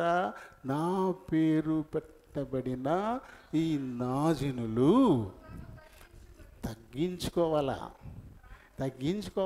చక్కగా కవి గారు పద్యం చెప్తాడు. చెప్పండి, ఏం పద్యం? అప్పుడప్పుడు మాట్లాడైపోతుంటాను, మీకు ఏం చదివారు గుర్తు తెచ్చుకుంటారండి. ఏమో అశ్విని చెప్పొద్దు. అమ్మో అందుకని నేను ఇక్కడ రాను, పేటలోకి వెళ్ళిపోతాను, వీళ్ళు వచ్చేది దొరికేసారు దీనికి అనుకుంటుంది. ఇప్పుడు ఆ పేటలో ఏం ప్రశ్నలు లేరు, ఇక్కడికి వస్తే నీ ప్రశ్నలు వేస్తారు. అంతేనా?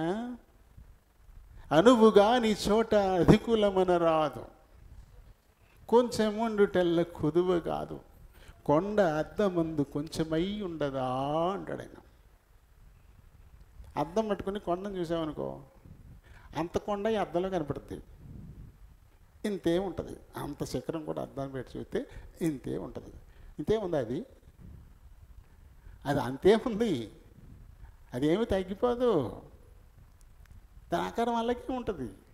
కాబట్టి ఎందుకు లేనిపోయిన గొప్పలు చెప్పుకోనంది మాత్రాన నీకున్నది పోద్దా?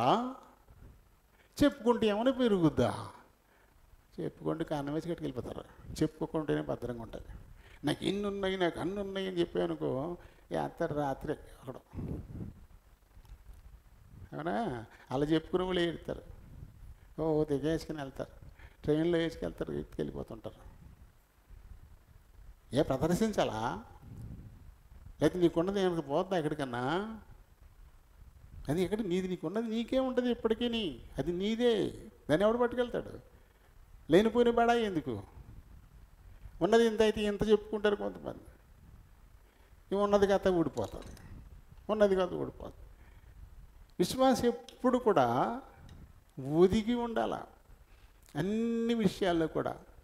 అన్నీ నాకు అణిగి మణిగి ఉంటుందంటారు.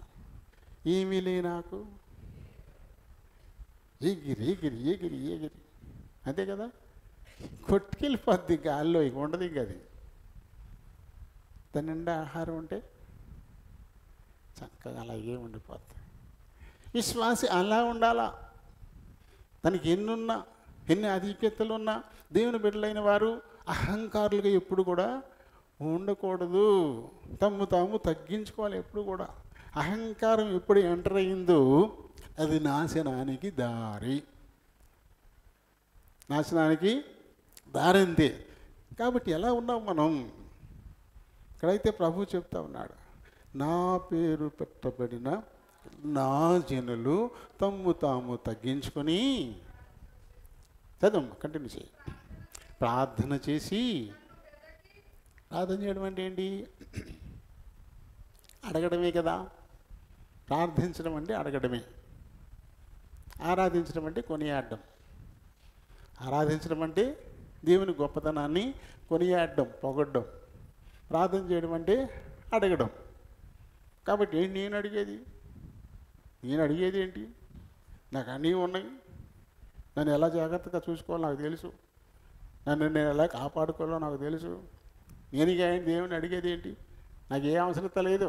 నేను అడగాల్సిన పని లేదు. ఏమీ లేనివాడు అడగాలి, కానీ నేను అడుగుతావేంటి? ఇలాంటి అహంకారం. అక్కడేమంటాడు? తగ్గించుకొని ప్రార్థన చేయాలంట. నువ్వే దేనైనా కాపాడుకుంటావేమో, కానీ ప్రాణాన్ని కాపాడుకుంటావా? ఏదైనా పని ఎవడు దొంగిలించకుండా భద్రత తీసుకుని కాపాడు నీ ప్రాణాన్ని. దాన్ని అది ఎలా వెళ్ళిపోద్దో, ఎలా పట్టుకుపోతా నీకు తెలుసా? కాబట్టి ఏం చేయాలి? ప్రార్థించడం అనేది మస్ట్ అంతది, తప్పనిసరి. ప్రార్థించడం అనేది తప్పనిసరి. అడగడం అనేది ప్రభువుని తప్పనిసరి. నాయనా, ఇది నాన్న నాకు ఒక ఉదయాన్ని ఇచ్చావు, నీ చిత్తమైతే సాయంకాలాన్ని కూడా ఇయ్యి, చిత్తమైతే రాత్రి మంచి విశ్రాంతిని కూడా ఇయ్యి, మీ చిత్తమైతే రేపు సూర్యోదయాన్ని చూపించు అని దేవుణ్ణి నువ్వు అడగాలి. ఏమో ఎప్పుడు ఏమైపోతావు నీకేం తెలుసు. అందుకని తగ్గించుకుని ఏం చేయాలంట? ప్రార్థన చేసి నన్ను వెదకి. ఎలా వెదకాలి? ఎలా వెదకాలి? ఆయన ఎక్కడున్నాడు? ఏ దారి వెళ్తే ఆయన దొరుకుతాడు? ఎలా వెళ్తే ఆయన పట్టుకోగలం? ఇవన్నీ తెలుసుకుని ఆ దారిలో నువ్వు వెదకాల. ఆయన ఏం చెప్పాడు? 6వ వచనంలో చదివాం కదా మనం. ఆయన తన్ను తానే కనపరుచుకుంటాడంట. ఆయన మన పక్కనే ఉన్నాడు, కానీ ఆయన మనకి కనపట్ల.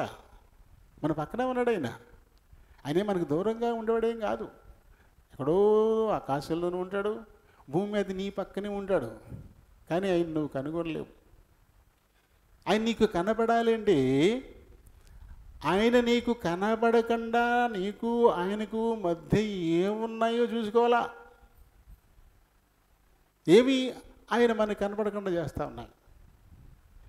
యెషయా 59లో మనం జరుగుతాం కదా, మొదటి వచనం నుంచి, రక్షింపనేరకయుండునట్లు యెహోవా హస్తము కూర్చ కాలేదు, విననేరకయుండునట్లు ఆయన చెవులు మందము కాలేదు, నీ దోషములు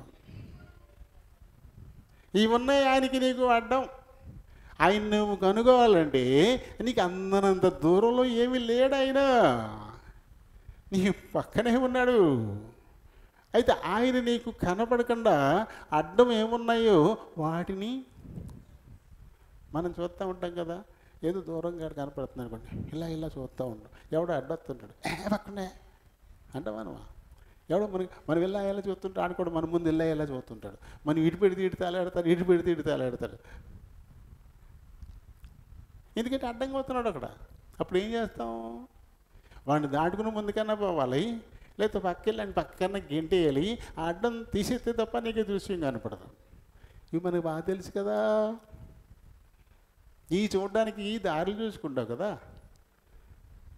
అలాగే ప్రభువు ఆయన కనపడాలన్నా, నువ్వు ఆయన చూడాలన్నా, ఆయనకి నీకు మధ్యన అడ్డంగా ఏమున్నాయి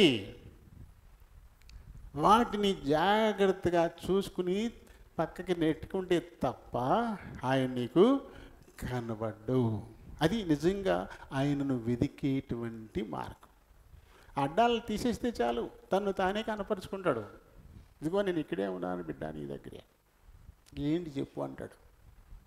అడ్డం ఉన్నంతసేపు నువ్వు గొంతు చించుకుని అరిసినా ఆయనకి ఎలా ఉంటుంది?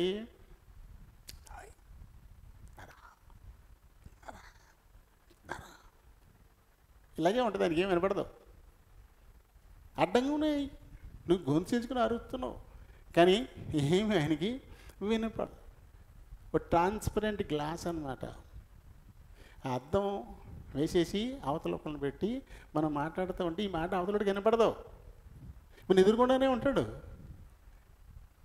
హావభావాలు తెలుస్తూ ఉంటాయి, నవ్వడము, కోపగించుకోవడము, ఇవన్నీ తెలుస్తూ ఉంటాయి. కానీ మన స్వరం అయిన దాకా పోదు, ఆయన చెయ్యి మన దాకా రాదు, అడ్డం. అలాగే మన పాపాలు కూడా అలాగే ట్రాన్స్పరెంట్ గ్లాస్ లాగా ఉంటాయి, ఏమి లేనట్టే ఉంటాయి. కానీ ఏమని పడదాం మన గోవులు ఆయనకి, ఆయన చెయ్యి మన దాకా రాదు. కారణం ఏంటి? నీకే తెలియకుండా అక్కడ అడ్డంగా ఉండిపోయాయి. అవి నీకే తెలియట్లేదు ఉన్నాయని. కాబట్టి మళ్ళీ ఆయన కనుక్కోవడానికి మళ్ళీ ప్రభునే అడగాల. నాయనా, నిన్ను నేను చూడలేకపోతున్నాను, నిన్ను నేను కనుగొనలేకపోతా ఉన్నాను, కృప చూపించు. అడ్డాలు ఏమున్నాయో వాటిని తీసేయి, నాకు ఉపాయం చెప్పు నిన్ను చూడడానికి, ఉపాయం చెప్పు నిన్ను చూడడానికి. జక్కయ్య గారికి ఐడియా ఇచ్చింది ప్రభు కదా. పొట్టి జక్కయ్య యేసు ఎవరు అని చూడాలని ఆశపడ్డాడు, కానీ చూడలేకపోతున్నాడు. ఎందుకంటే ఆయన ఆకారం తక్కువ, కురస. అందరూ ఈ ఎత్తుల్లో తిరుగుతున్నారు. ఈ ఎత్తులు ఎలా పెంచుకుంటారు పాపం? ఇది పెంచుకోవడం తన వల్ల కాదు. కాబట్టి ఎలా, ఎంతమంది అడ్డొచ్చినా ఆయన్ని చూసే మార్గం ఏంటి అని ఆలోచించినప్పుడు దేవుడు మొట్టిగా వేసి, ఒరే పోరా ముందుకెళ్ళి ఆ చెట్టు ఎక్కి ఆ కొమ్మది కూర్చో, నేను కనపడకుండా ఎవడు అడ్డొస్తాడో చూడు అని ఒక ఆలోచన, ఒక తలంపు. ఎందుకంటే నన్ను నేను కనపరుచుకుందును అని ఆయన చెప్పాడు. నువ్వు ఆయన్ని కనుగోవాలి, నువ్వు ఆయన్ని చూడాలి అనేటువంటి ఒక బలమైన ఆశ నీలో ఎప్పుడుందో అప్పుడు ఆయనే నీకు దొరికే ప్రయత్నం చేస్తాడు. పోయిన వారం చెప్పుకున్నాం కదా, మన చిన్న బిడ్డకి కళ్ళగంతలు కట్టి, నాయన నువ్వు పట్టుకుంటే ఈ చాక్లెట్ నీదే, నువ్వు పట్టుకుంటే ఇది ఈ కార్న్ ఇదే అంటాం. చిన్నపిల్లాడు ఆడు ఏం పట్టుకుంటాడు? ఆడికి ఏం తెలుస్తుంది? అలా అలా తిరుగుతాడు, అక్కడెక్కడికో పోతుంటాడు. అప్పుడు ఆ తల్లి ఏం చేద్ది, వెళ్ళి వెనక్కి వెళ్ళి ఇలా అంటుంది, రీ గబుక్కుని తిరుగుతాడు. చెయ్యి తీసేరు గమ్మనీళ్ళు ఇలా అని, పట్టుకో పట్టుకో పట్టుకో పట్టుకో అక్కడే ఉంచుతారు. ఆడికి పట్టుకుంటాడు. అంటే కావాలని దొరికిపోతారు. ఆ బిడ్డ మీద ప్రేమతో కావాలని దొరికిపోయి వాడికి చాక్లెట్ ఇస్తారు, వాడికి ఒక గిఫ్ట్ ఇస్తారు. మంచోళ్ళ మనుషులు మంచోళ్ళు కాదు, మంచివారు కానీ ఈ మనుషులే తమ బిడ్డల పట్ల అంత ప్రేమ చూపిస్తున్నప్పుడు మంచివాడైన దేవుడు తను మరుగు చేసుకుంటాడా? నీకు కనపడకుండా ఉంటాడా? ఆయన సూచనలు కనబడతానే ఉంటాయి. నిజంగా ఆయన నువ్వు పట్టుకోవాలనుకుంటే ఆయన నీ వెంట వెంట ఉండి నిన్ను ఏ రీతిగా తప్పిస్తున్నాడో, ఏ రీతిగా నడిపిస్తున్నాడో దాన్ని నువ్వు గమనించాలి. మనకి ఎదురవుతూ ఉంటాయి. ఏదో బండి మన మీదకి వచ్చేసేది ఆశ్చర్యకరంగా పక్కకు తప్పుకుంటాం. ఎవరిని తప్పించారు? దేవుడే. ఆయన పక్కనే ఉంటాడు, ఆయన నీకు కనబడ్డు. ఆ సూచనలు కనబడుతూనే ఉంటాయి. అయితే వీటిని మనం గమనించాం. అదృష్టం, అమ్మో అదృష్టం బాగుండి పక్కలేని గల్లి లేకపోతే ఉద్దేశుడు ఇలా చెప్పుకుంటాం. కానీ దేవుని కృప అని చెప్పవే. దేవుడు తన కృప చేతే నన్ను తప్పించాడు, లేకపోతే ఏమైపోదునో అని ఎందుకు అనుకో. ఆయన పేరు పెట్టబడిన ఆయన జనులే ఆ రీతిగా నడుచుకుంటూ ఉంటున్నారు. ఆయన చెప్తున్నాడు, నేను నీకు దొరుకుతాను, నువ్వు ఇలా వెతుకు నన్ను, నీకు నేను దొరుకుతాను. మార్గం ఆయనే చూపిస్తూ ఉన్నాడు. ఇంకేం చదువున్నాను, తమ చెడు మార్గములను ఆ చెడు మార్గాలు ఆయనకి నీకు మధ్య అడ్డుకోడా. నువ్వు ఆయనకి కనపడకుండా, ఆయన్ని కనపడకుండా అడ్డంగా అవే ఉన్నాయి. వాటిని ఏం చేయాలి? ఇక నువ్వు వదిలేసినప్పుడు అవి వెలిసిపోతాయి, ఇంక ఉండవు. నువ్వు వదిలేసినప్పుడు అవి ఇంకా అలా అంతర్ధానం అయిపోతాయి, కనబడవు ఇంకా. అప్పుడు ఆయన నీకు స్పష్టంగా కనిపిస్తాడు కదా. కాబట్టి ఆయన మనకి ఉపాయాన్ని కూడా చెబుతున్నాడు. తర్వాత మహాజ్ఞాని అయిన సొలొమోను. సామెతలు 28:13. అతిక్రమములను దాచిపెట్టువాడు వర్ధిల్లడు, వాటిని ఒప్పుకొని విడిచిపెట్టువాడు. అది నిజంగా దేవుని కనికరాన్ని పొందాలని ఆశ కలిగితే అలాంటి వాళ్ళు ఏం చేయాలి? నాలో ఉన్నటువంటి అతిక్రమాన్ని నేను ఇంక దాచుకోకూడదు, అవి నా ప్రభు దగ్గర ఒప్పేసుకోవాలా. ఇంకా ఎప్పటికీ అలాంటి అతిక్రమం నేను చేయకూడదు. అప్పుడు నా ప్రభు ప్రేమ కలిగిన వాడు, కనికరం కలిగిన వాడు, తను తానే నాకు కనపరుచుకుంటాడు, నా మాట వింటాడు, నా ప్రార్థన వింటాడు, నా అవసరత ఆయన తప్పకుండా తీరుస్తాడు. ఆయన చాచిన ఆయన దక్షిణ హస్తం చేత ఆయన నన్ను ఆదుకుంటాడు అనేటువంటిది. కొంతమంది ఏం చేస్తుంటారు, ఈ వచనం పట్టుకుంటారు బాగానే, అప్పు కనికరింపబడతారంట, నేను కూడా కనికరింపబడాలా. కానీ ఏం చేయాలి కనికరింపబడాలంటే? అతిక్రమాన్ని దాచడం మానేసేయాలి ఒకటి. తర్వాత ఏం చేయాలి? దాన్ని ఒప్పుకోవాలి. ఆ తర్వాత ఏం చేయాలి? విడిచిపెట్టాలి. 3 ఉన్నాయి ఇందులో. నీ దగ్గర ఒక అతిక్రమం ఉంది, దాన్ని దాయకూడదు. మొదటిది, ముందు అతిక్రమం ఉంది అని గుర్తించాలి. కొంతమంది అతిక్రమం ఉందనే అనుకోరు, అసలు నాలో ఏ తప్పు లేదని అనుకుంటారు. అతిక్రమం ఉందని అనుకోరు. అది ముందు గుర్తించాలి, అతిక్రమం ఏంటో గుర్తించాలి. ఆ తర్వాత దీన్ని దాచుదామా లేకపోతే ఒప్పుకుందామా, ఇలాంటి ప్రశ్న వస్తుంది. శరీరం ఏం చేస్తుంది? దాచేయమంటుంది. చెప్పుకుంటానండి అటన్నా, మా అసందిని ఏమన్నా ముడుచులు మెల్లేసి తిరుగుతారా? ఈ మాత్రం అతిక్రమలు చేయని వాళ్ళు ఎవరు ఉంటారో? అందరిలోనూ ఉంటాయి. కొన్ని దాయాలి. శరీరం ఇది చెప్పుద్ది మనకి. ఇది దాచుకుంటే ఇంక అలాగే ఉండిపోతావు. నువ్వు కనికరాన్ని పొందవు కదా. ప్రభు అయితే పిలిపిస్తున్నాడు, ఈ అతిక్రమాన్ని దగ్గర ఒప్పుకో, దాన్ని వదిలేసేయి, నేను నిన్ను కనికరిస్తానని ప్రభు చెప్తా ఉన్నాడు కదా. నువ్వు చెప్పకుండా ఉంటే ఎలా? ఆత్మ ఇచ్చేటువంటి సలహా. పోరాటం ఎప్పుడు జరుగుతుంటుంది? ప్రతి విషయంలోనూ శరీరానికి ఆత్మకి మధ్యన ఒక పోరాటం జరుగుతూ ఉంటుంది. ఎప్పుడు కూడా ఓ మంచి చేయాలని ఆత్మ తలిస్తే దాన్ని చేయకుండా శరీరం అడ్డుకుంటూ ఉంటుంది. చెడు వైపుకు పోదామని శరీరం అనుకుంటూ ఉంటే అటు పోనీయకుండా ఆత్మ గద్దిస్తూ ఉంటుంది. ఇలాంటి ఒక పోరాటం ఎప్పుడు మన శరీరంలో జరుగుతూనే ఉంటాయంట. అందుకే గలతీయులు రాసిన పత్రికలోనే 5వ అధ్యాయం 16 నుంచి చదివితే అక్కడ పౌలు గారు చెప్పాడు గలతీ సంఘంతో, నేను చెప్పున్నది ఏమనగా ఆత్మానుసారం నడుచుకోండి, అప్పుడు మీరు శరీరేచ్ఛలు, శరీర సంబంధమైన కోరికలను మీరు నెరవేర్చరు. ఎందుకంటే నువ్వు ఆత్మానుసారంగా నడుచుకున్నప్పుడు శరీరం గెలవదు, అది ఖచ్చితంగా ఓడిపోద్ది. శరీరం లోక సంబంధమైన విషయాల మీదే మనసు పెడుతుంది, ఈ గతించిపోయే వాటి మీదే అది ఆశపడుతూ ఉంటుంది. కానీ ఆత్మకు తెలుసు దాని గమ్యం ఏంటో, నేను ఎక్కడికి పోవాలా. ఈ శరీరంతో ఈ పనికిమాల పనులన్నీ చేస్తే సాతాను తన దూతలకు దేవుడు సిద్ధం చేసిన పాతాళానికే కదా నేను పోయేది, వద్దు బాబు వద్దు అని అది మంచిని కోరుకుంటుంది. ప్రభుకి ఇష్టమైనవి చేయాలని కోరుకుంటూ ఉంటుంది ఎప్పుడు కూడా. శరీరా పరలోకమా, ఎవడు చూసి ఇచ్చాడు? చూపించమను. చాలామంది హేతువాదులు దేవుడు లేడు వాళ్ళకు ఉన్న వితండవాదం, ఒకటి మొండి ఉన్నాడా, చూపించు నమ్ముతాను అంటాడు. చూపిస్తామా? మనం చూపించగలమా? అందుకంటే తెలుగుగా మనం ఇంకో ప్రశ్న వేయాలి. మీ నాన్న ఉన్నాడా? ఉన్నాడు. ఏడి? ఇదిగో ఈయనే. మీ తాత ఉన్నాడా? ఆయన ఉన్నాడు. ఏడి అడిగా పడక కుర్చీలో ఉన్నాడా? ఆయనే. మీ ముత్తాత ఉన్నాడా? ఉన్నాడు. ఏడి ఏడి లేడా? మీ ముత్తాత లేడా? ఉన్నాడు అంటాడు.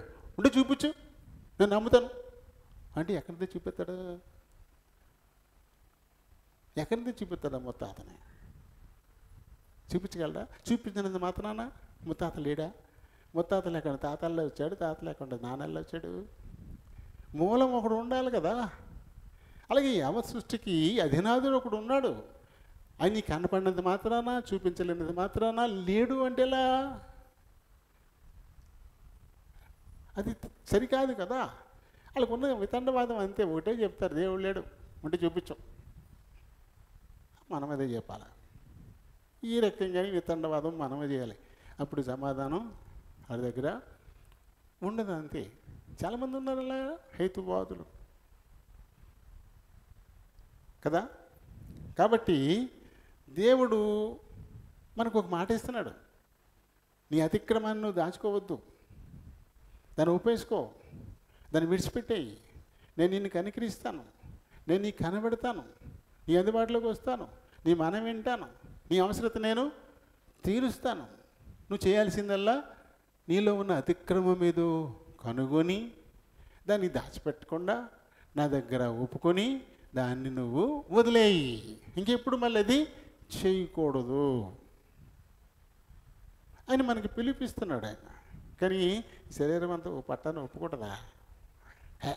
చేసావు పెద్ద ఓకును, అందరూ చేసేదే కదా, ఎవరో చేయిందా నువ్వు చేసింది ఏంటి పెద్ద? ఈ రకంగా ఈ శరీరం సన్నాయి నొక్కులు నొక్కుతూ ఉంటుంది.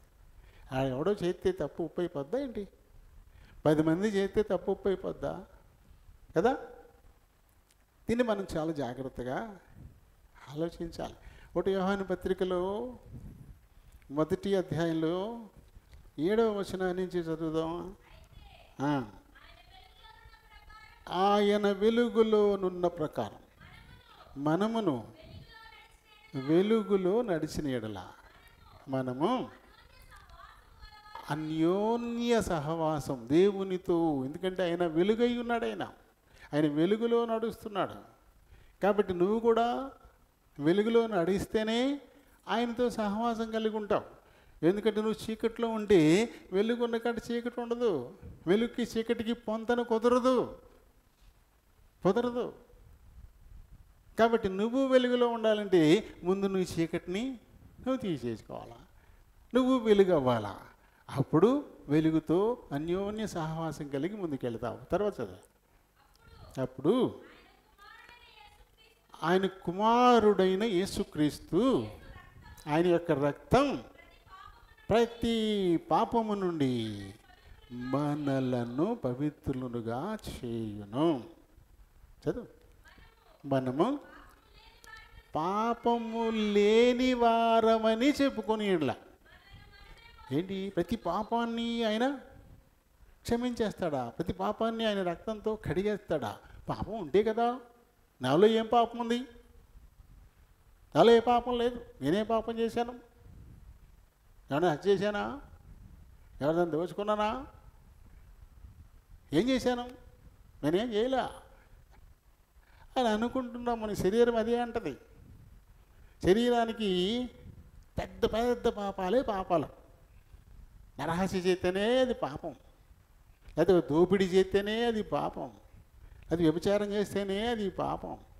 ఇవే పెద్ద పెద్దయే కనపడతాయి పాపాల కింద. కానీ ప్రభు ఏం చెప్పాడు? ఎవరినైనా చంపాలి అనే ఆలోచన హృదయంలోకి వస్తే నువ్వు హత్య చేసేసినట్టే అన్నాడు ఆయన. నువ్వు ఎవరిదైనా దోచుకోవాలి అనేటువంటి ఆలోచన నీ హృదయంలోకి వస్తే నువ్వు దోచేసుకున్నట్టే అన్నాడు ఆయన. నువ్వు ఎవరితోటైనా చెడు కార్యం చేయాలని తలంపు నీలోకి వస్తే అది చేసేసినట్టే అన్నాడు ఆయన. ఈ తలంపు లేనాడు ఉన్నారా? ఎవరి మీద గట్టిగా కోపం వస్తుంది మనకు. ఏమనుకుంటాం అప్పుడు? ఏ చీకట్లో వెళ్ళేటప్పుడు రోడ్డు పక్కన నుంచి చుట్టించుకుని తలకాయ పాల్గొట్టేయాలి అన్నంత కోపం వచ్చేసి ఉంటుంది. ఆ తలంపు నీ హృదయంలో వచ్చిందంటే కొత్త నిబంధన ప్రకారం యేసుప్రభు చెప్పిన మాటల ప్రకారం నువ్వు ఏమనుకున్నావు అది చేసినట్టే అని అడిగినా.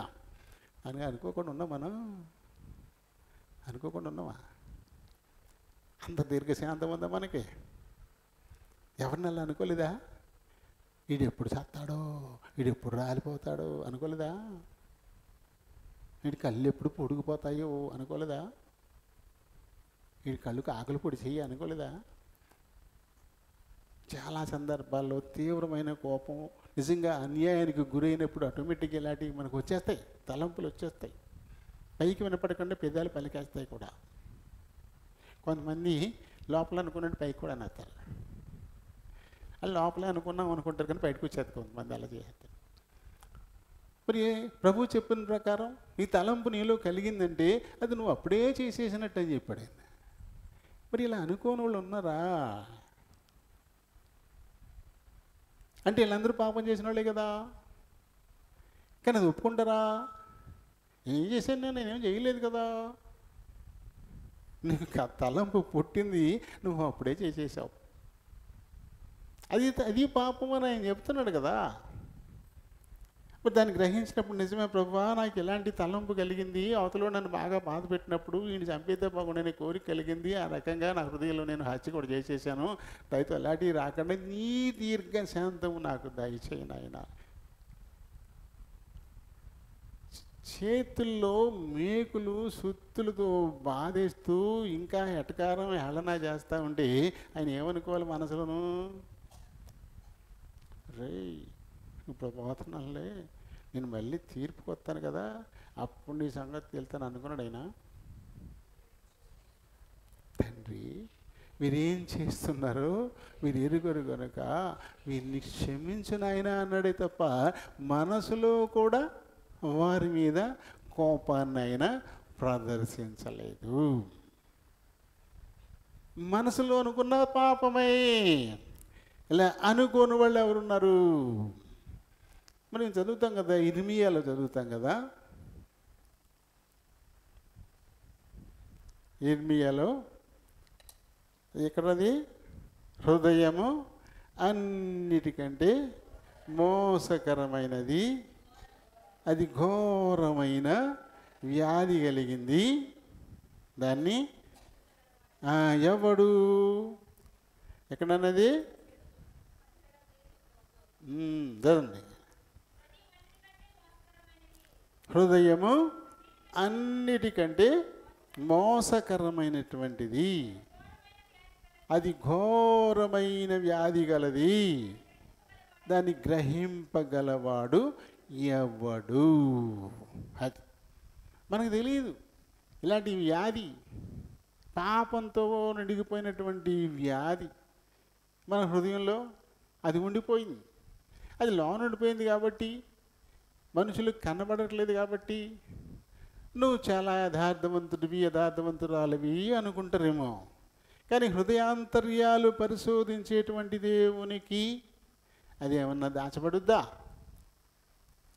ఆయనకి అన్నీ తెలుసు కదా. ప్రభు దృష్టికి కనబడని సృష్టం ఈ సృష్టిలోనే లేదు. ఎక్కడ చదువుతుందని? హెబ్రీ 4 చదువు 20.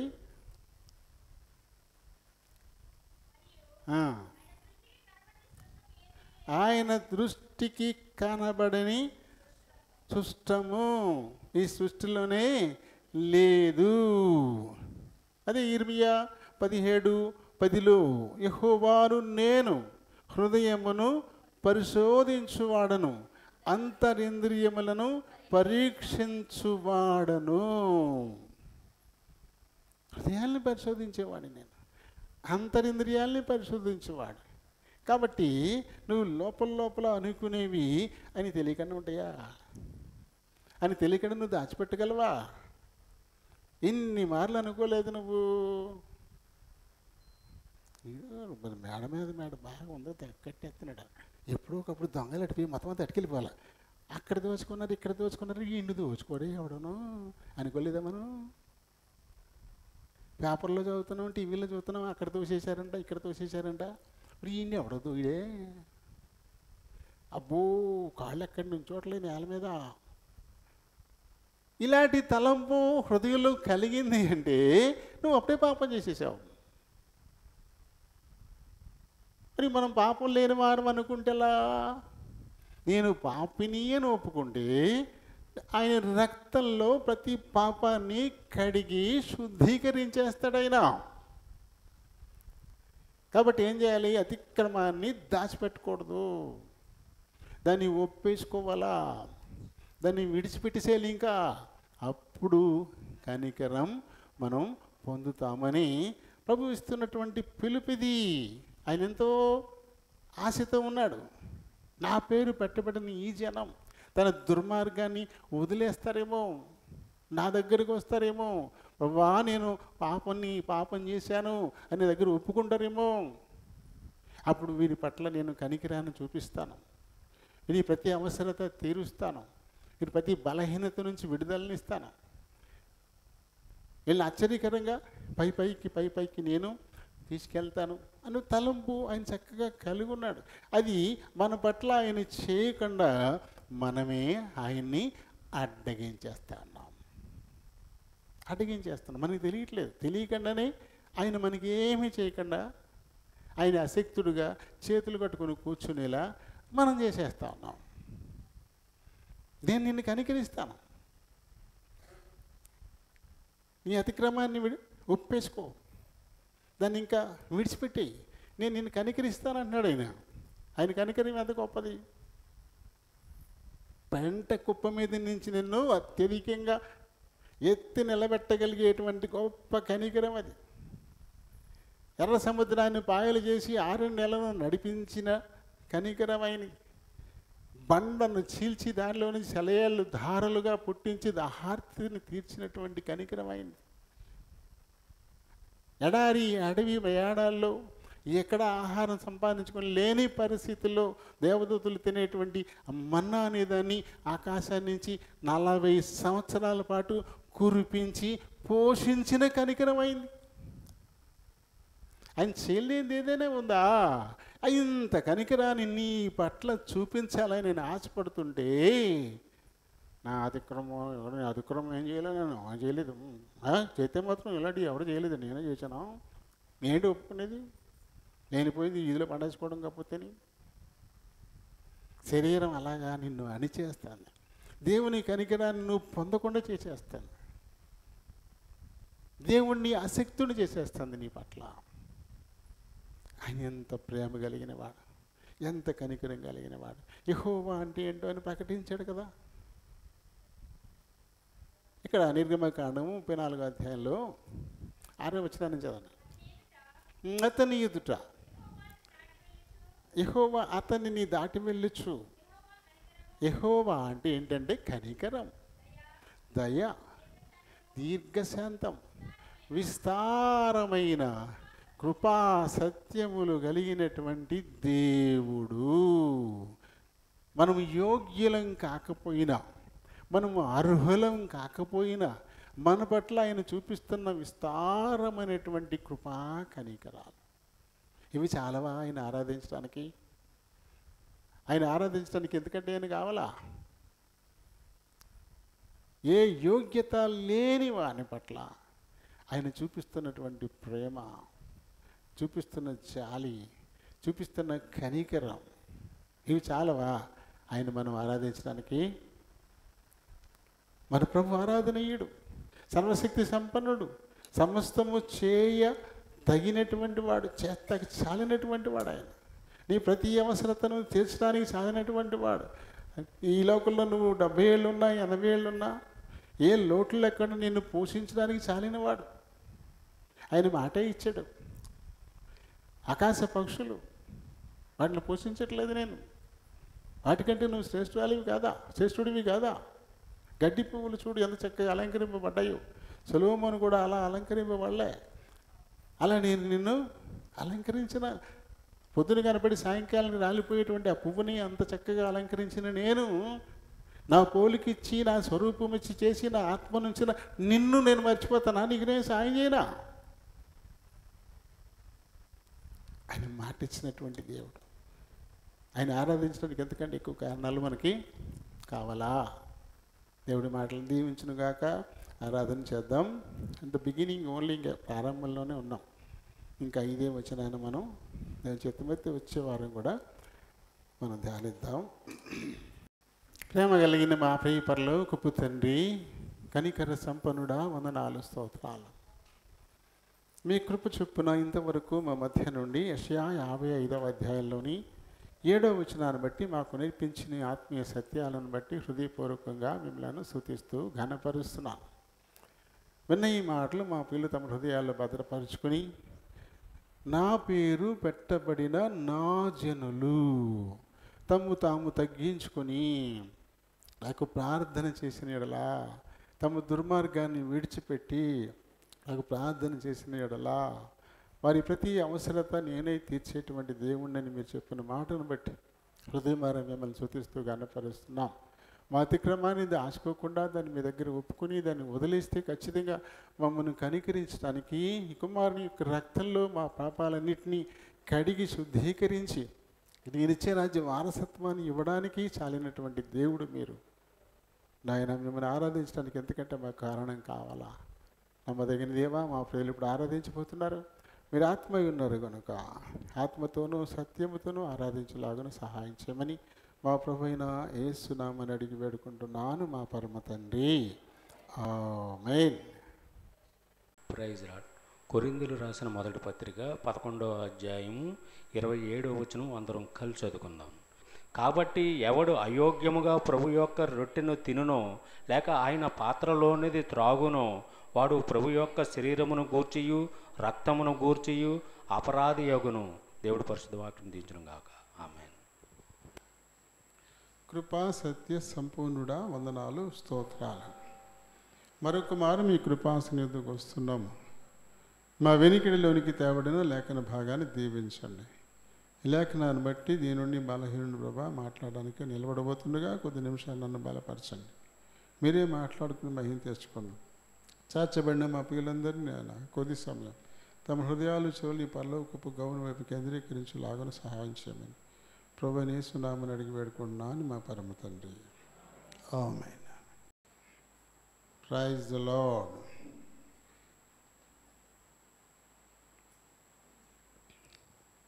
మరి ఈ లేఖనాన్ని మనం ప్రతి పునరుత్థాన దినం మరి ప్రభు యొక్క దేహంలోనికి రక్తంలోనికి పాలు పంపులకు వెళ్ళే ముందు మనం ఎప్పుడు కూడా గుర్తు చేసుకుంటూ ఉంటాం. నేను రక్షింపబడ్డాను అని చెప్పి మారు మనసు పశ్చాత్తాపాన్ని ప్రకటించి యేసు నామములో బాప్తిసం పొంది ఆయన దేహంలోనూ రక్తంలోనూ పాలు పంపులు పొందుతూ ఉండేటువంటి వారు ఎప్పుడూ తమ్ము తాము యోగ్యులుగా సరిచూసుకుంటూ ఉండాలి. ఎక్కడైనా మరి అయోగ్యత పాలైపోయానా, అయోగ్యతను కోల్పోయానా, ప్రభు చిత్తానికి విరుద్ధమైనటువంటి దాన్ని చేయడం ద్వారా నేను అర్హతనేమైనా కోల్పోయానేమో అని గుర్తు తెచ్చుకోవాలంటాడు. గుర్తు తెచ్చుకుని ఆ విషయాన్ని ప్రభు దగ్గర ఒప్పుకొని దాన్ని విడిచిపెట్టి కనికరింపబడి అప్పుడు అందులో కాకుండా అయోగ్యంగా ప్రభు యొక్క రొట్టెను ఎవరైనా తింటే లేదా ఆ పాత్రలోనిది ఎవరైనా తాగితే వాళ్ళు నేరస్తులు అవుతారంట. వాళ్ళు ఏమవుతారు? అపరాధులు అంటే నేరస్తులే కదా. ప్రభు యొక్క దేహాన్ని బట్టి రక్తాన్ని బట్టి వాళ్ళు అపరాధులు, నేరస్తులు అవుతారు. ఈ నేరం వల్ల వచ్చేటువంటి శిక్ష ఏంటి? 30వ వచనంలో ఉంటుంది. ఇందువల్లనే మీలో అనేకులు బలహీనులను రోగులనై ఉన్నారు, చాలామంది నిద్రించుచున్నారు. అయోగ్యంగా ప్రభు బల్లలో పాలు పొందడాన్ని బట్టి బలహీనులైపోయే పరిస్థితి ఉంది, రోగులైపోయే పరిస్థితి ఉంది, చనిపోయే పరిస్థితి కూడా ఉంది. కాబట్టి మనం యోగ్యులమా కాదా? అయోగ్యంగా ఇందులో పాలు పొందుతూ ఉంటే చనిపోతారా? అపోస్తుల కార్యాల్లోని 5వ అధ్యాయంలోని ప్రారంభం నుంచి ఇద్దరు వ్యక్తులు మనకి కనపడతారు. అననీయ, సప్పీరా. వాళ్ళిద్దరూ మొదట చాలా భక్తి గల వాళ్ళే. ఆదిమ సంఘం పేతురు గారి ప్రసంగం వినడంతో ఆ దినమే 3,000 మంది రక్షింపబడినట్లుగా మనం చూస్తాం. వారు అపోస్తుల బోధయందు, అంటే అపోస్తుల కార్యం 2వ అధ్యాయంలో మనకి 43వ వచనం నుంచి కనపడుతుంది. దాని పైనము అపోస్తుల బోధయందు, సహవాసమందు, రొట్టె విరుచుటయందు, ప్రార్థన చేయుటయందు ఎడతెగక ఉన్నారు. ఆ రీతి వారు ఉండడాన్ని చూసి ప్రతి వారికి కూడా భయం కలిగిందంట. ఒక్క మారుగా ఇన్ని వేల మంది ఈ రీతిగా ఎలా ఏకస్తులయ్యారు? చాలామందికి భయం కలిగిందంట. అనేక మహత్కార్యాలు, సూచక్రియలు కూడా అపోస్తలుల ద్వారా జరుగుతూ ఉన్నాయి. ఇలాంటివన్నీ చూసినటువంటి అననీయ, సప్పీరా అనేవారు కూడా ఆ సంఘంలో సభ్యులుగా మారిపోయారు. వారు కూడా మరి ప్రతి ఇంట రొట్టె విరవడం, వీటన్నిటిలోనూ వారు కూడా పాలు పొందుతూనే ఉన్నారు. ఆ తర్వాత ఏంటంటే అందరూ ఒక మాటకు వచ్చారంట, మనం కలిగి ఉన్నదాన్ని సమిష్టిగా ఉంచుకుందాం, వారి వారి అవసరతల చొప్పున మనం దాన్ని ఉపయోగించుకుందామని చెప్పేసి తమ చర స్థిరాస్తులను అమ్మేసి తీసుకొచ్చి అపోస్తలుల పాదాల దగ్గర వాళ్ళు పెట్టడం మొదలుపెట్టారు. మరియు వారు ఏక మనస్కులై 46వ వచనం నుంచి ప్రతిదినము దేవాలయములో తప్పక కూడుకొనుచు, ఇంటింట రొట్టె విరుచుచు, అంటే రొట్టెలో, రసంలో పాలు పంపులు పొందుతూ దేవుని స్తుతించుచు ప్రజలందరి వలన దయ పొందిన వారు అయ్యారు. పలి ఆనందంతోనూ నిష్కపటమైన హృదయంతోనూ ఆహారం పుచ్చుకొని చుండిరి. నిష్కపటం. కానీ వీరిద్దరిలో కపటం ఉండిపోయింది. కపటులుగా ఉండిపోయారు. అలా కపటులుగా ఉండిపోవడానికి ఒకటి ఒక రీజన్ ఏంటంటే, ఇంకా లోకం మీద ఆశ. లోకం మీద వారికి ఆశ.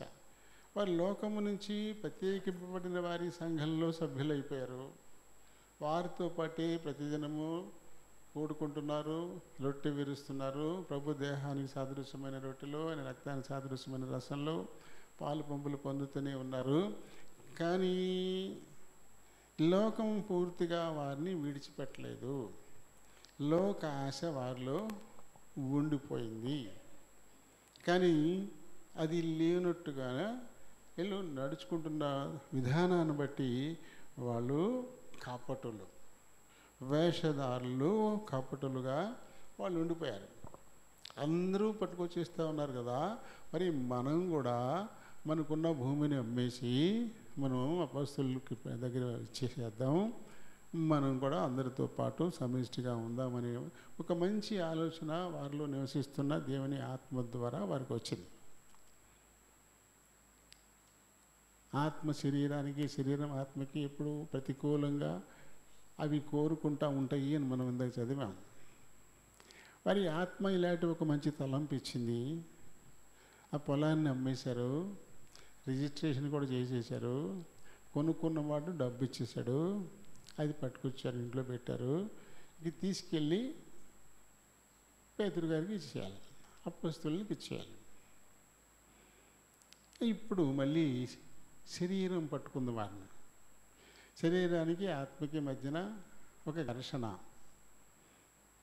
మొత్తం అందరం సమిష్టిగా ఉంచుకుని మన అవసరాలు తీర్చుకుంటున్నప్పుడు ఇంకా మనం ఇందులో కొంత ఉంచుకోకూడదు అనేటువంటి తలంపు ఆత్మ ఇస్తాను.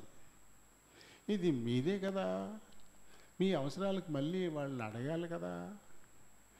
చిన్న చిన్న అవసరాలు కూడా వాళ్ళని ఏం అడుగుతారు? కాబట్టి కొంత ఉంచుకుని మీ అవసరాలు తీర్చుకోవడానికి మిగతాది పట్టుకెళ్ళి ఈ చెయ్యి అంటుంది శరీరం. ఇది తప్పు కదా, అందరూ మొత్తం తెచ్చి ఇచ్చేస్తున్నారు కదా, మనం కొంత దాచిపెట్టుకుంటే ఎలాగా? మనం చెబుతాం మరి దాచిపెట్టుకున్నామని. అలా ఎందుకు చెప్తాం? చెప్పం, ఇందుకే అమ్మేమని చెబుతాం అని శరీరం. ఇలా ఆత్మ శరీరాల మధ్య సంఘర్షణ. మొత్తం మీద ఈ సంఘర్షణలో శరీరం గెలిచేసింది. శరీరం గెలిచేసి కొంత సొమ్ము ఇంట్లో అట్టు పెట్టేసి మిగిలింది తీసుకెళ్ళి అపొస్తలులకు ఇవ్వాలని అనుకున్నారు. సాధారణంగా మరి సహోదరులకి పనులు తెవలవు కదా, చాలా పనులు ఉంటాయి. ఏమంటే నాకు ఇంకా పనులు అవ్వలేదు, నేను వెనకాల వస్తాలే, మీరు ముందు వెళ్ళిపోండి, ఇచ్చేసేయండి అపొస్తలులకి అని చెప్పింది. ముందు అలాగే మరి నేను పట్టుకుపోతాను, ఇచ్చేస్తాను. ఒకవేళ మరి పేతురు గారు అడిగితేను ఏముంది, అడిగితే ఏముంది, ఇంతగా అమ్మేమని చెప్దాం, మీరు అలాగే చెప్పండి, నేను కూడా అలాగే చెప్తాను అంది ఈవిడ. అలాగే చెప్తావా, మర్చిపోకే, నేను వెళ్తున్నాను, ఇంతకే అమ్మారని చెప్తాను, నేను అడిగితే నువ్వు కూడా అలాగే చెప్పు అని చెప్పేసి కూడబలుక్కుని పేతురు గారు ఆ సొమ్ము తీసుకుని పేతురు గారి దగ్గరికి ఆ సొమ్ము తీసుకుని అననీయ గారు వెళ్ళిపోయారు. మరి ఇదంతా దేవునికి తెలియదా? ఆ సొమ్ము వారిదే కదా, కొంత ఉంచుకున్నాము, ఇంత మీకు ఇస్తున్నామని చెప్తే నష్టమే ఉంది, వాళ్ళని వెళ్ళేస్తారా? అంతా ఇచ్చేసినట్టు ఉండాలి, కొంత ఉంచేసుకోవాలా. ఇది సాధ్యమైతే ఏర్పరచబడిన వారిని సైతము సాతానుడు ఈడ్చుకుపోతాడు అన్న లేఖనం వీరి పట్ల నెరవేరిపోయింది. ఎందుకు ఇటువంటి ఆలోచన ఇలా పుట్టింది? పని ఆ మహత్కార్యాలు జరగడం చూశారు కదా కళ్ళారను. మహత్కార్యాలను సూచనలను అపొస్తలుల ద్వారా జరిగాను, అది చూశారు కదా కళ్ళారా. ఇవన్నీ చూసి కూడా ఆ తర్వాత 3వ అధ్యాయంలో 4వ అధ్యాయంలో కూడా జరిగాయి కొన్ని. ఇవన్నీ చూసి కూడా శరీరాన్ని గెలిపించారు, ఆత్మను డామినేట్ చేసేసారు. తమ వేషధారణ జీవితాన్ని దేవునికి మరుగు చేయాలనే ప్రయత్నం. ఇది మనకు సాధ్యపడుతుందా? మన వల్ల అవుతుందా? హృదయాలు అంతర్యాలు పరిశోధించు దేవుడు కదా.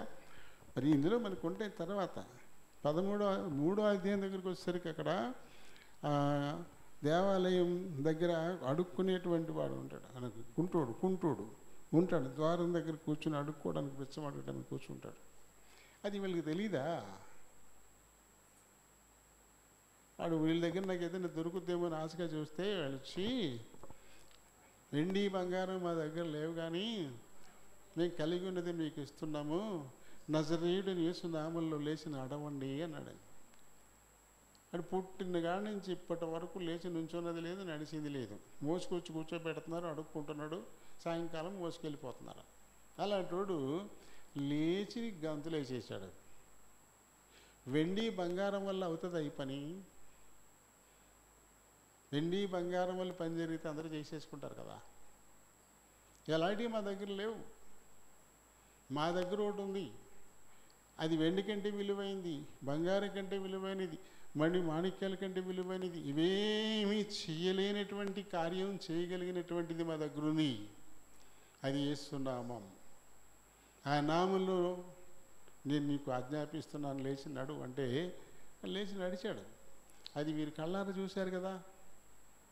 ఇంత గొప్ప అద్భుతాలు అపోస్తలుల ద్వారా జరిగిస్తున్నటువంటి దేవుడు మీరు ఇంటి దాచిపెట్టుకున్న సొమ్మును కనుక్కోలేడా? మీరు అబద్ధాన్ని తెలుసుకోలేరా? ఎందుకు ఇలా? అదే కళ్ళు మూసుకుపోతాయి. నాశనంకి ఆశ కూర్చున్నప్పుడు ఇలాగే కళ్ళు మూసుకుపోతాయి. నాశనానికి ముందు గర్వం నడుస్తుంది అన్నట్టుగా.